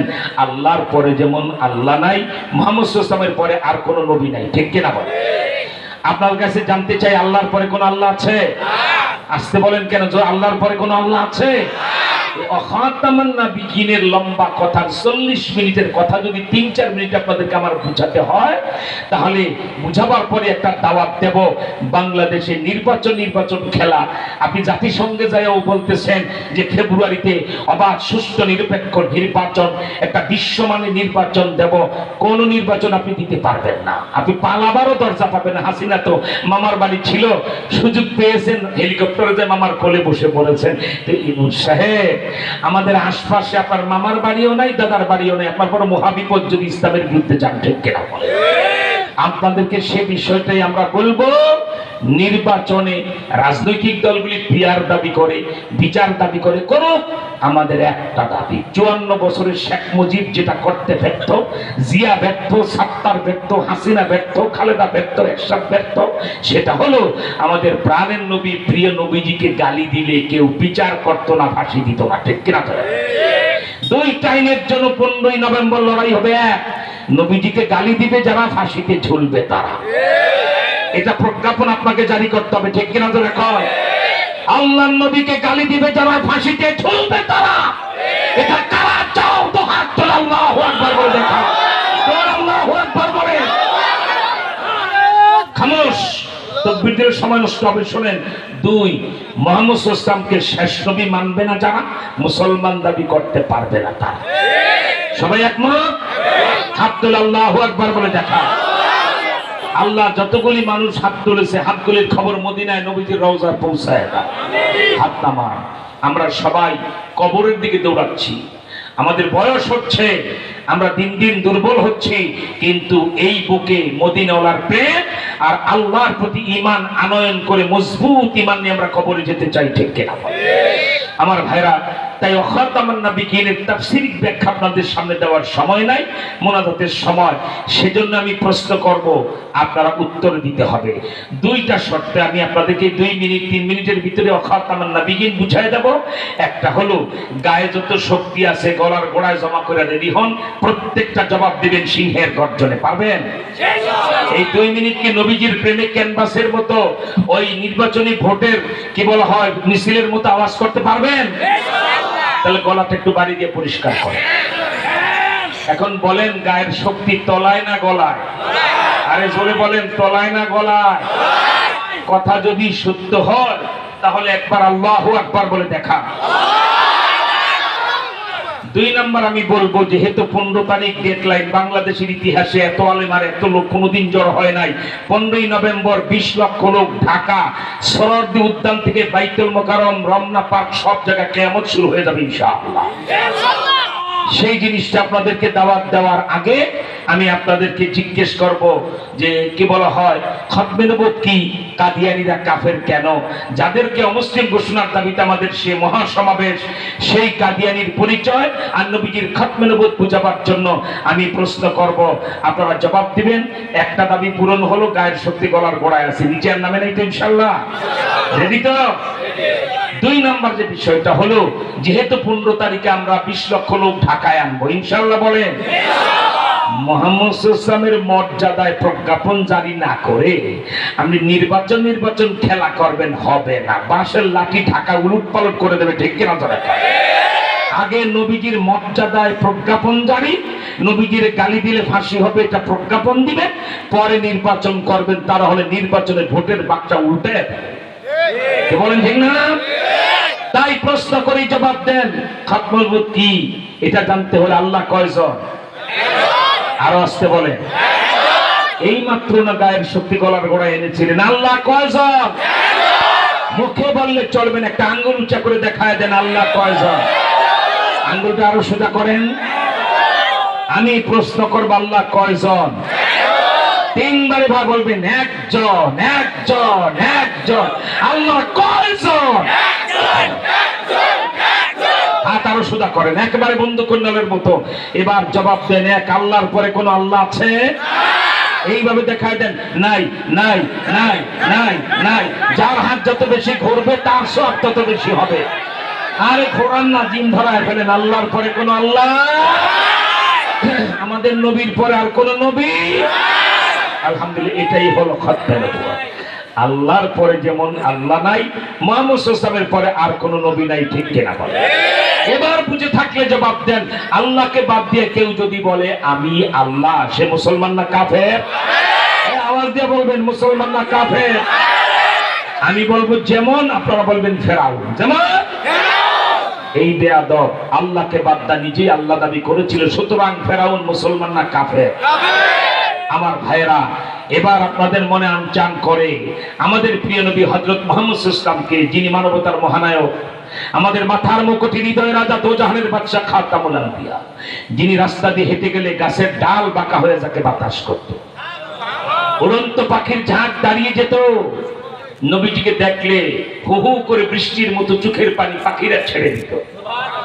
এক পাখি আরেক পাখিকে ডেকে বলতো, ওই দেখ, মা নাই বাবা নাই এতিম রসুল হেঁটে যা। আমার ভাইরা, সেই নবীজিকে কোন বেয়াদব যদি বলে মুহাম্মদ সাল্লাল্লাহু আলাইহি ওয়াসাল্লাম শেষ নবী নয়, আমি শেষ নবী, সে মুসলমান না কাফের? আরো জোর, জোর হলো না, গলা ফোটায়া সবাই বলো কাদিয়ানীরা বাংলাদেশে আইন হবে, নবীর শত্রু কাদিয়ানীরা কাফের, কাফের, কাফের। আমার ভাই, আমি বলবো যেমন, আপনারা বলবেন কাদিয়ানী। যেমন এই বেয়াদবরা আমার নবীকে শেষ নবী স্বীকার করে না, অথচ কোরআন শরীফে সূরা আহজাবের 40 নম্বর আয়াতে আল্লাহ পাক স্পষ্ট ভাষায় বলেছেন অখাতামান নবিয়্যিন, ঠিক কি না বলে? আমি আল্লাহর পরে যেমন আল্লাহ নাই, আমার বন্ধু মুহাম্মদ সাল্লাল্লাহু আলাইহি ওয়াসাল্লামের পরে আর কোন নবী নাই। সুবহানাল্লাহ বলেন। এখন আপনাদের মন আনচান করে, হুজুর একটা মিনিটে কাদিয়ানীর পরিচয়টা জানাই দিলে আমরা বাঁশের লাঠিগুলি তাড়াতাড়ি বানাতে পারবো, ঠিক কিনা জোরে কও? 15ই নভেম্বর অর্থাৎ 14ই নভেম্বর রাতে বাংলার উত্তর, দক্ষিণ, পূর্ব, পশ্চিম, ঢাকা, খুলনা, রাজশাহী, বগুড়া, নওগাঁ, এই সারা বাংলার সব জায়গা থেকে নবী প্রেমিক উম্মতরা একটা করে বাঁশের লাঠি নিয়ে ঢাকায় রওনা করবে, ঠিক কিনা জোরে কও? আমার ভাইরা, সেজন্যই আপনাদেরকে কাদিয়ানীর পরিচয় বলে দেব। কাদিয়ানী কোন শয়তানের নাম? একটা করে পাকা বাঁশের লাঠি বানাবেন। আমরা আমাদের ইজ্জত 2.5 বছর জেল খাটাইয়া কত জুলুম অত্যাচার আমাদের উপরে করেছে, আলেমদের সাথে যে বেয়াদবি হাসিনা করেছে, আমরা দুনিয়াতে কারো সামনে বলতে চাই না, আখেরাতে যেন সওয়াব না কমে যায়। কিন্তু মনে রাখবা, আজকে যারা বড় বড় নেতাগিরি করো ক্ষমতায় এসে, আশ্চর্য ব্যাপার, একটা দল কি বলা হয় 15 বছর তাহাজ্জুদ পড়ে পালিয়ে চলে গেল। কথায় কথায় বলতে গেলে তাহাজ্জুদ পড়ে, ঠিক কিনা? আরেকটা দল একটানা 15 বছর না খাইয়া লম্বা রোজা রেখে ইফতারের জন্য খাই নির্বাচন নির্বাচন নির্বাচন নির্বাচন, মানে কি? নির্বাচন হলি আমাদের ইফতার রেডি, ঠিক কিনা জোরে কয়? তোমাদের ইফতারও হবে না, আর ওই নেত্রীর তাহাজ্জুদও কোনোদিন সওয়াব হবে না। এবার ইসলাম আসবে, ঠিক কিনা জোরে কয়? কি বলেন, ঠিক না? যারা চাঁদাবাজি করার জন্য যে এখন তো একটু ভয়টা হয়ে দলীয় পদপদবি নিয়ে দল ক্ষমতা না থাকলে সুবিধা হইতেছে না, এবার দল হলো কোরআনের দল, এবার দল হলো ইসলামের দল, এবার ভোট হবে ইসলামের। কারণ 1 লক্ষ সাধারণ চাষা ভোষা ধান ক্ষেতের এই শ্রমিক বুঝানো যত সহজ, একজন ইউনিভার্সিটির ছাত্র ছাত্রীকে বুঝানো তত কঠিন। কারণ ওরা আলু ক্ষেতার ধান ক্ষেতের এ সকল শ্রমিক আর কিষান নয়, ওরা ডাক্তার ইঞ্জিনিয়ার। ওরা যখন বুঝে ফেলেছে ইসলাম আনতে হবে, আল্লাহু আকবার, কোনদিন কেউ ভাবে নাই ইসলামী প্যানেল এইভাবে ঢাকসুতে 9000 ভোট বেশি পাইয়া জিতবে। ওরা ইঙ্গিত করে দিল, তোমরাও বাংলাদেশে ইসলামের বাক্সায় ভোট দাও, এবার আমরা ইসলাম চাই। আলহামদুলিল্লাহ বলেন।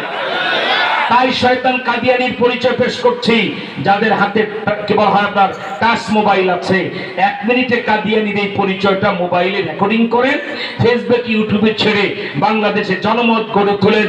নবীজিকে গালি দিবে যারা, ফাঁসিতে ঝুলবে তারা, আল্লাহ নবীকে শেষ নবী মানবে না যারা, মুসলমান দাবি করতে পারবে না তারা, ঠিক কিনা ধরে বলেন?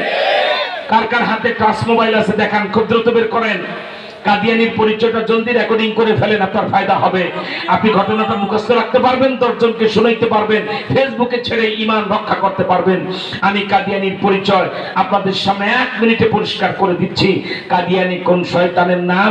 এখন থেকে প্রায় 150 বছর পূর্বে অবিভক্ত ভারতে পাঞ্জাব রাজ্যে গুরুদাসপুর জেলায় কাদিয়ান নামক গ্রামে বাপের নাম গোলাম মর্তজা, মায়ের নাম চেরাগ বিবি, এই বেদির পেটে জন্ম নেয় শতাব্দীর কুখ্যাত ফেরাউন, নাম রাখা হয় তার গোলাম আহমদ কাদিয়ানি। এই বেয়াদব এখন থেকে 100 বছর পূর্বে উর্দুতে একটা বই লেখে, বইটার নাম কি? এক গলতি কা ইজালা, পৃষ্ঠা নাম্বার 10। এই বইটার 10 নম্বর পৃষ্ঠা বেয়াদব কাদিয়ানি লেখে, মোহাম্মদ আখিরি পয়গম্বর নেহি হয়, मैं ही आखिरी पैगंबर हो, মোহাম্মদ শেষ নবী নয়, আমি শেষ নবী। মানবে? নওগাঁপুরসার মুসলমানরা মানবেন? এখানেই শেষ নয়, ওই একই বইয়ের পরের পৃষ্ঠা বেয়াদব কাদিয়ানি লেখে, मैं মোহাম্মদ से बढ़कर नबी हो, আমি মোহাম্মদের চেয়ে আরো বড় নবী। কোথায় লিয়াকত আলী, কোথায় জুতার কালি? কোন জায়গায় আমাদের নবী মুহাম্মদ সাল্লাল্লাহু আলাইহি ওয়াসাল্লাম রাস্তা দিয়ে হেঁটে যায়, ওর দুম্বা তাকিয়ে তাকিয়ে কাঁদে, আল্লাহু আকবার। আমার ভাইরা, সেই নবীটিকে যারা 54 বছর অস্বীকার করে বকশিবাজারে ঢাকায় আস্তানা বানিয়েছে, যাদেরকে কোন সরকার বিচার করে নাই, 15 ফেব্রুয়ারি সকাল 9টায়, অর্থাৎ 14 ফেব্রুয়ারি কেউ শুক্রবার রাতে রওনা করবেন, 15 ফেব্রুয়ারি শনিবার হবে, সকাল 9টা থেকে 2টা পর্যন্ত খতমে নবুয়ত, সম্মিলিত খতমে নবুয়তের আন্তর্জাতিক মহাসম্মেলন। মক্কা শরীফ থেকে যিনি মক্কার প্রধান ইমাম শেখ আব্দুর রহমান আস-সুদাইস, তিনি দাওয়াত নিয়েছেন, আলহামদুলিল্লাহ বলেন। পাকিস্তান থেকে সারা পৃথিবীর এখন যিনি আল্লাহ ইমামুল ফুকাহা, আপনারা সবাই তার নাম জানেন, পাকিস্তান থেকে তিনি আসবেন হযরতে তকি উসমানী, আলহামদুলিল্লাহ বলেন। মাওলানা ফজলুর রহমান সাহেব, আমাদের তকদির যদি ভালো থাকে, বাংলাদেশে নির্বাচন তো হবে তার কয়েক মাস পরে, নভেম্বরের সেই মদিনাওয়ালার প্রেমের মহা সমাবেশে আফগানিস্তানের আমিরুল মুমিনিন প্রধানমন্ত্রী এবং 10 জন তার ক্যাবিনেট মন্ত্রী ও নবী প্রেমী বাংলাদেশে আসতে পারে। আল্লাহু আকবার। আল্লাহ চেহারা দেখাবেন স্টেজে বসে, এরা হলো উমর জামানার লোক, ঠিক কিনা বলে? আমার ভাইরা, সেই সমাবেশের জন্য প্রতিটা মাহফিলে দাওয়াত চলবে। আমাদের সম্মিলিত খতমে নবুয়ত আর বাংলাদেশে হেফাজত, বেফাকুল মাদারিস, আমাদের মাদ্রাসা যে শিক্ষা বোর্ড বেফাক, হেফাজত ইসলাম বাংলাদেশের পক্ষ থেকে চেষ্টা চলতেছে, ওই দিন নবীজির প্রেমে কওমি মাদ্রাসায় ওই দিন কোনো ক্লাস হবে না, সব ছাত্র ঢাকায়, আলহামদুলিল্লাহ। এটা যত সময় আপনারা সব জানতে পারবেন। হেফাজত ইসলাম বাংলাদেশ শাপলা চত্বরে হাসিনার বিরুদ্ধে যে লড়াই করেছিল, সে লড়াইটা আরেকবার নবী প্রেমে হবে ইনশাআল্লাহ। ইনশাআল্লাহ বলেন। ইউনূস সাহেবকে আমরা বলবো, আপনি কি প্রজ্ঞাপন জারি করবেন মুহাম্মদ সাল্লাল্লাহু আলাইহি ওয়াসাল্লাম শেষ নবী, তারপরে নবী নাই? বিষয়টা মানে না যারা মুসলমান দাবি করতে পারবে না তারা, আর মুহাম্মদ সাল্লাল্লাহু আলাইহি ওয়াসাল্লামকে গালি দিবে যারা, ফাঁসিতে ঝুলবে তারা, এই প্রজ্ঞাপন জারি করবেন নাকি বাঁশের লাঠির খেলা দেখবেন? ঠিক কিনা জোরে কর, কে বলেন ঠিক না? মদিনাওয়ালার প্রেমে 15ই নভেম্বরে যে আমরা সর্বোচ্চ 1 মাসের একটা আলটিমেটাম দেব, সেদিন থেকে ওর ভিতরে যদি নবীজির মর্যাদায় প্রজ্ঞাপন জারি না হয়, আইন না হয়, তাহলে বাংলাদেশে 3 কোটি যুবক একসাথে সারা বাংলাদেশে লাঠি নিয়ে মাঠে নামবে, ঠিক কিনা? কি বলেন ঠিক না? মদিনাওয়ালার প্রেমে খতমে নবুয়তের এই মহান দাবি, নবীজির ইজ্জত রক্ষায় যদি রক্ত দিতে হয়, গলা কাটাতে হয়, হাত কাটাতে হয়, ফাঁসিতে ঝুলতে হয়, কারা কারা রাজি? দুহাত তুলে মুনাজাতে আল্লাহু আকবার বলে, আল্লাহু আকবার বলে দেখা। আল্লাহ তুমি হাতগুলির খবর মদিনায় পৌঁছায় দাও, বলেন আমিন। আত্তাহিয়াতু যেভাবে পড়ে সেভাবে হাঁটু ভেঙে বসুন, আখিরি মোনাজাতের প্রস্তুতি। আত্তাহিয়াতু যেভাবে পড়ে, নামাজ আত্তাহিয়াতু কিভাবে পড়ে সবাই জানেন। মেহেরবানি করে আত্তাহিয়াতুর সুরতে বসে কাছে আসেন, দূরের যত লোক আছেন, আজকে আমরা হাতে হাত দিয়ে শপথ নেব, আপনার আমি একটা রুমাল ছেড়ে দেব, ওই রুমালে ধরবেন, এক ভাই আরেক ভাইয়ের পিঠে পিঠে ধরবেন, আমরা সবাই এই মর্মে বজ্র কঠিন শপথ নেব, নবীজিকে গালি দিবে যারা, ফাঁসিতে ঝুলবে তারা, আইন চাই। কে বলেন ঠিক না? আমার ভাইরা সেজন্য বলবো কাছে আসেন, ডাইন হাতটা আল্লাহু আকবার বলে উচ্চ করে, শুধু ডান হাত। আগে তাওবা হবে, খাতমে নবুয়তের শপথ হবে, এরপরে আমরা মুনাজাত দিয়ে দিচ্ছি। এই ডান হাত আপনার সামনে যে ভাই বসে তার পিঠের উপরে রাখেন। ধরেন এক ভাই আরেক ভাইকে ডান হাত দিয়ে পিঠের উপরে ধরলে শিকল বান্ধা হয়ে যাবে। একটা পাগড়ি দেন, পাগড়ি বা রুমাল, একটা পাগড়ি বা রুমাল আমার হাতে দেন।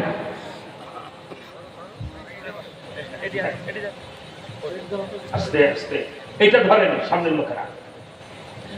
এবার আমার হাত ধরা হলো কিনা? সবাই শিকল বেঁধে ফেললাম না? এই শিকলের মূল্য বুঝেন? অতুবুল আলাম রশিদ আহমদ গঙ্গুহি বলেছে, কোন মাহফিলে মজমায় মানুষ যদি আখির মুনাজাতের পূর্বে এক ভাই এক ভাইয়ের গায়ে গায়ে ডান হাত দিয়ে ধরে শিকল বাঁধে, এই শিকলে হাজারো মানুষ যারা হাত ধরেছেন, একটা লোকের গুনাহ মাফ হলে এই শিকলের বরকতে সবার গুনাহ মাফ হয়ে যায়। তাই কাছে আসেন, দূরের লোকেরা কাছে এসে ডান হাত দিয়ে আরেক ভাইয়ের পিঠের উপরে রেখে আপনারা তাদের এই কেবল হ্যাঁ খুব কাছে এসে এক ভাই আরেক ভাইকে ডান হাত দিয়ে ধরে। আলহামদুলিল্লাহ, চক্ষু বন্ধ করেন, মাথা নিচু করেন। আমি যা বলবো আমার সাথে আরেকটা জিনিস বলি, আমাদের এই দেশে ইসলামের সে পিরাউলিয়ারা, ঠিক কিনা বলেন? আমরা যারা চিশতিয়া সাবরিয়া তরিকার খাদেম, আল্লামা জুনায়েদ বাবুনগরী আমার শেখ ও মুর্শিদ চরমনায় পিশা হুজুর সৈয়দ ফজলুল করিম রাহমাতুল্লাহ আলাই, মক্কা শরীফের শেখ মালিক আব্দুল হাফিজ আল মক্কি, এই সকল ওলি আল্লাহরা আমার কাছ থেকে ওয়াদা নিয়েছেন আমি যেন মাহফিলের শেষে কথা বললে মানুষকে তওবা করায়া তরিকার সবক আর নবীজির খতমে নবুয়তের লড়াইয়ের শপথ নেই। খতমে নবুয়তের জন্য রাজি হয়েছেন, জীবন দেব তবু নবীর চেয়ারে কাদিয়ানি বসতে দেব না, ঠিক কিনা বলেন?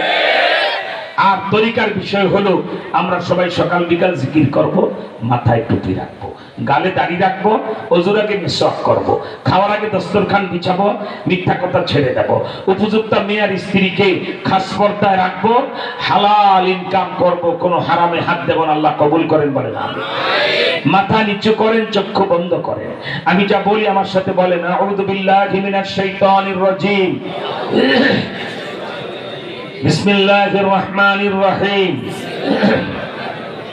আস্তাগফিরুল্লাহ রাব্বি, একটু জোরে বলবেন, রাব্বি মিন কুল্লি যামবিন ওয়া আতুবু ইলাই, লা হাওলা ওয়ালা কুওয়াতা ইল্লা বিল্লাহিল আলিয়্যিল আযীম। তওবা কিয়া मैंने सब बुरी बातों से और सब बुरी कामों से, ऐ मेरे अल्लाह इस तौबा को कबूल कर। और बयात किया मैंने खत्म नबूवत और तरीक़ा चिश्तिया कादरिया नक्शबंदिया मुजद्ददिया के हाथ ऊपर फकीह मोहम्मद नूर हुसैन नूरानी के खलीफा हजरतुल अल्लाह मुहद्दिसुल असर शेखुल उलमा वल फुज़ला शेखुल हदीस अल्लामा हाफिज जुनैद बाबूनगरी रहमतुल्लाह अलैहि। ऐ अल्लाह खत्म नबूवत और इस तरीका की नेमतों मेरे नसीब कर, और क़यामत में जनाबे रसूलुल्लाह सल्लल्लाहु अलैहि वसल्लम के जमाअत में मेरे হাসর কর, আমিন।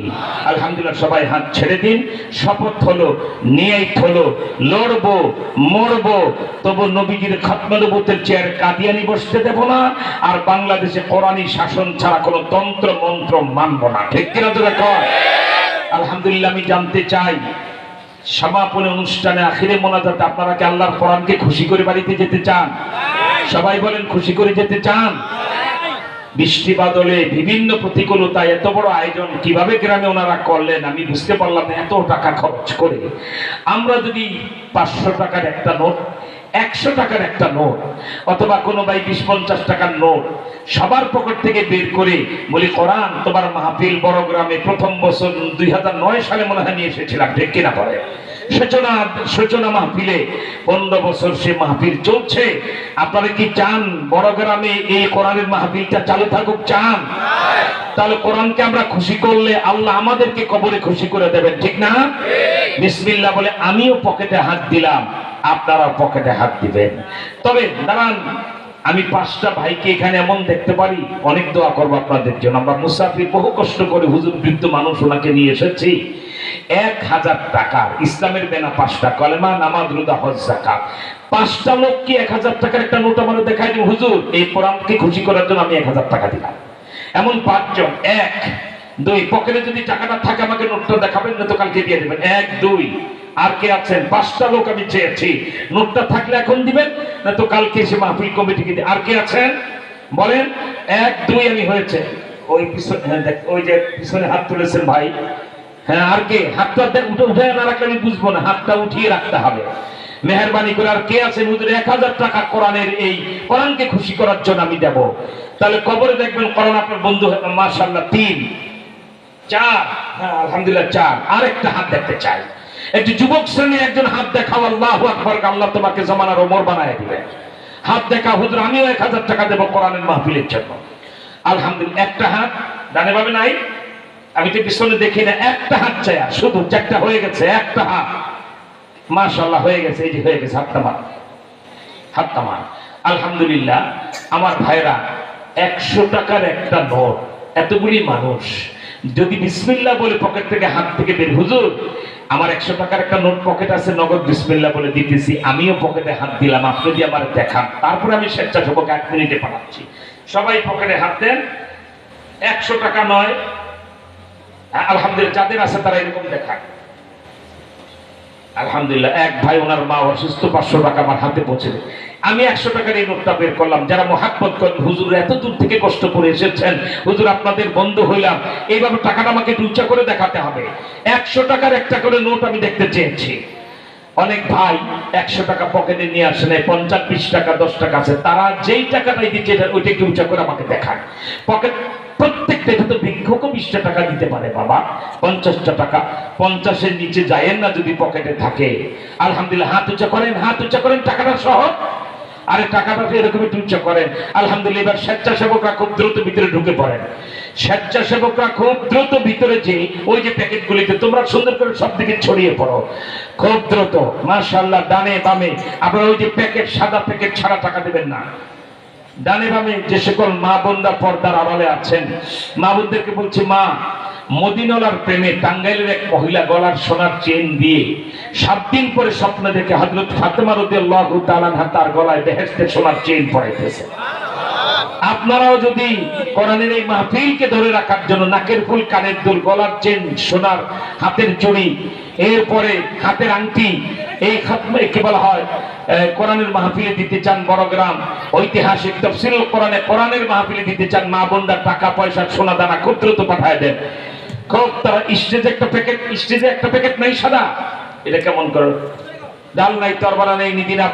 স্টেজে একটা রুমাল ধরেন, একটা রুমাল অন্তত বড় করে ধরেন, আমরা সবাই দেই স্টেজে। এই যে আলহামদুলিল্লাহ, স্টেজে সবার কাছে যান, পিছনে যারা সবাই সাধ্যমতো স্টেজে যারা আছে দিয়ে দেই। আলহামদুলিল্লাহ। সবাই আমরা এখন তওবা করতে থাকি। এক্ষুনি মোনাজাতে আমরা হাত তুলব। আল্লাহুম্মা সাল্লি আলা মুহাম্মাদ ওয়া আলা আলি মুহাম্মাদ কামা সাল্লাইতা আলা ইব্রাহিম ওয়া আলা আলি ইব্রাহিম ইন্নাকা হামিদুম মাজিদ। আল্লাহুম্মা বারিক আলা মুহাম্মাদ ওয়া আলা আলি মুহাম্মাদ কামা বারাকতা আলা ইব্রাহিম ওয়া আলা আলি ইব্রাহিম ইন্নাকা হামিদুম মাজিদ। ইস্তিগফার সবাই জবান খুলে পড়েন। আস্তাগফিরুল্লাহাল্লাযী লা ইলাহা ইল্লা হুয়াল হাইয়ুল কাইয়্যুম ওয়া আতুবু ইলাইহি লা হাওলা ওয়ালা কুওয়াতা ইল্লা বিল্লাহিল আলিয়্যিল আযীম। যে সকল ছাত্র স্বেচ্ছাসেবকরা ব্যাগে টাকা উঠিয়েছেন, সব স্টেজে নিয়ে খুব দ্রুত চলে আসেন। আর একটু তাড়াতাড়ি হেঁটে দৌড়ে এসে যারা কর্তৃপক্ষ আছে ওনাদের হাতে স্টেজে জমা দিয়ে দেন। ডানে বামে মা বোনদের প্যান্ডেলে ছোট বাচ্চা দিয়ে টাকা উঠিয়ে পাঠিয়ে দেন, আমরা অনেক দোয়া করব। আর 1000 টাকা যারা দিতে চেয়েছেন, না ঠিকানা দেখাবো না, যার উপরে বিশ্বাস হবে না তার হাত তোলার দরকারই নেই, ঠিক কিনা বলে? আপনি নিজে পৌঁছাবেন, এটা আপনার দায়িত্ব, কে বলেন ঠিক না? আর নগদ থাকলে মুনাজাতের পরে যে হুজুর আপনার হাতে দিতে চাই, আমি 1 মিনিট পর বলতে হুজুরই আমার 1000 টাকা দিয়ে দিলাম, ঠিক আছে ইনশাল্লাহ। আর নগদ না থাকলে কাল পরশু 2-1 দিনের মধ্যে দিয়ে দিবেন।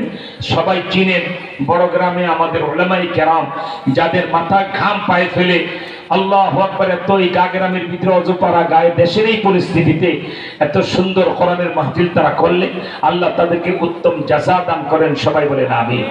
চলুন আমরা আরেকটা কথা, আল্লাহর রাস্তায় আমার সাথে কেউ হাত মেলাবার চেষ্টা করবেন না।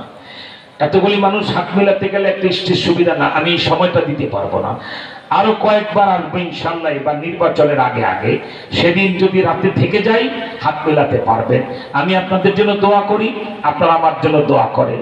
বয়স আমাদের বাড়তেছে, পা কবরের দিকে দৌড়াইতেছে, আমরা কবরে চলে যাব।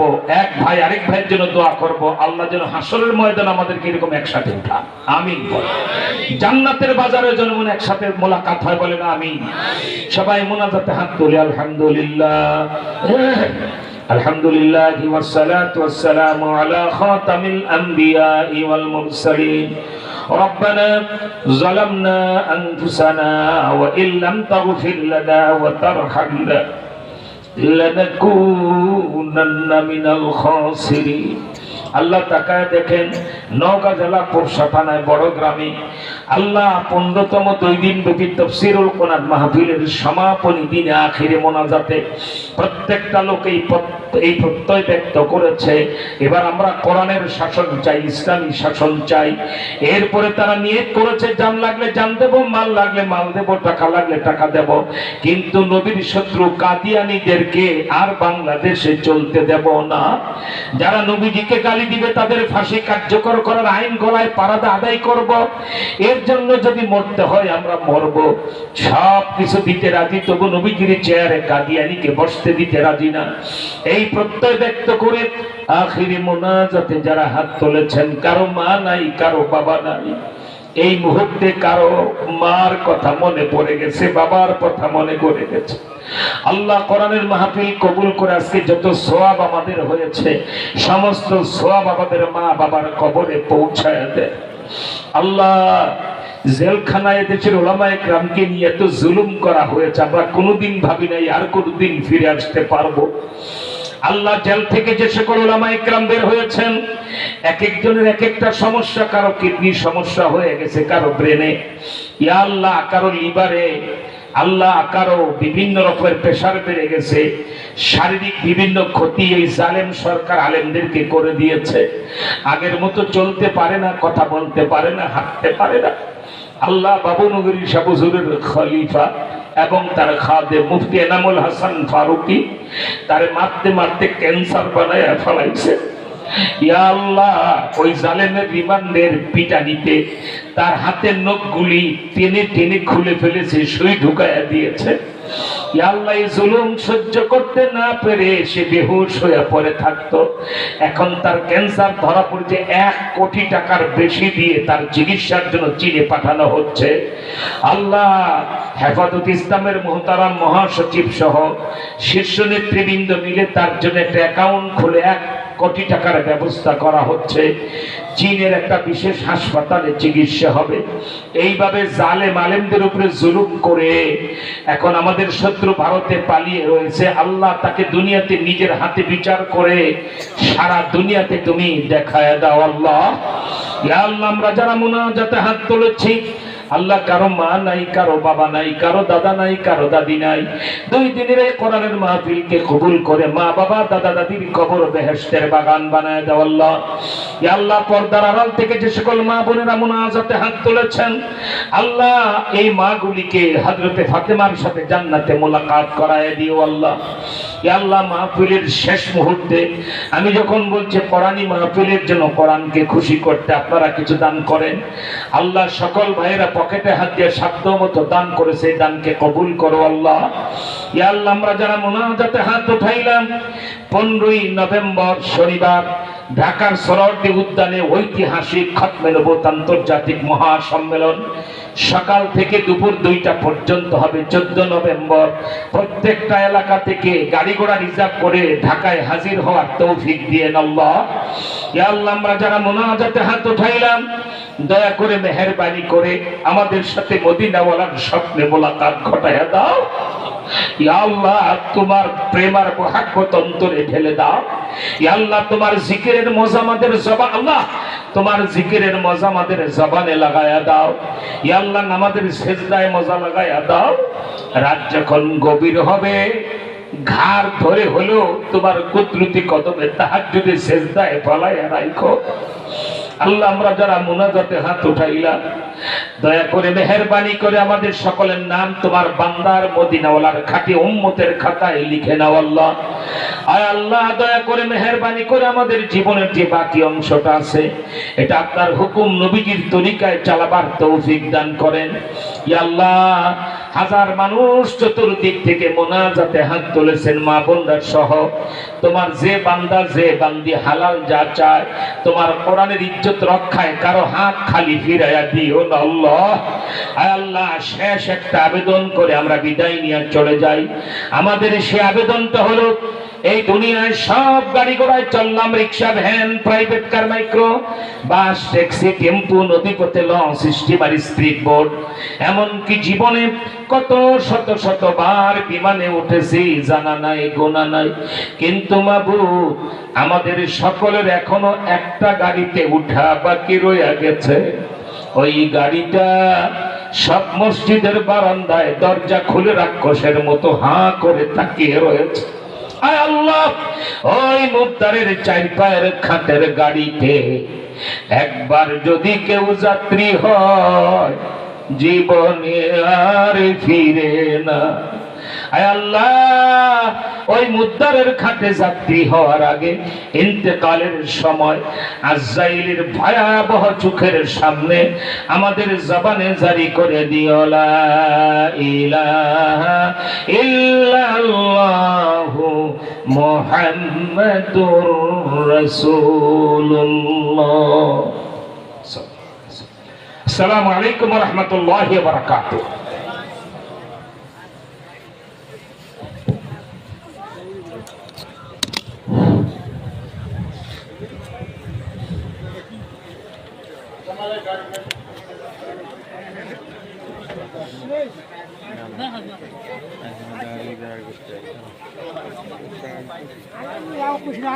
আলহামদুলিল্লাহ হযরত অত্যন্ত গুরুত্বপূর্ণ বিষয় আমাদের সামনে উপস্থাপন করলেন। তদ অনুযায়ী বাণীগুলো আমাদের সকলকে গ্রহণ করার তৌফিক দান করুন। বড়গ্রাম ঐতিহাসিক তাফসীরুল কোরআন মাহফিলের 2025 সালে আজকে সমাপনী রজনীতে সমাপ্ত ঘোষণা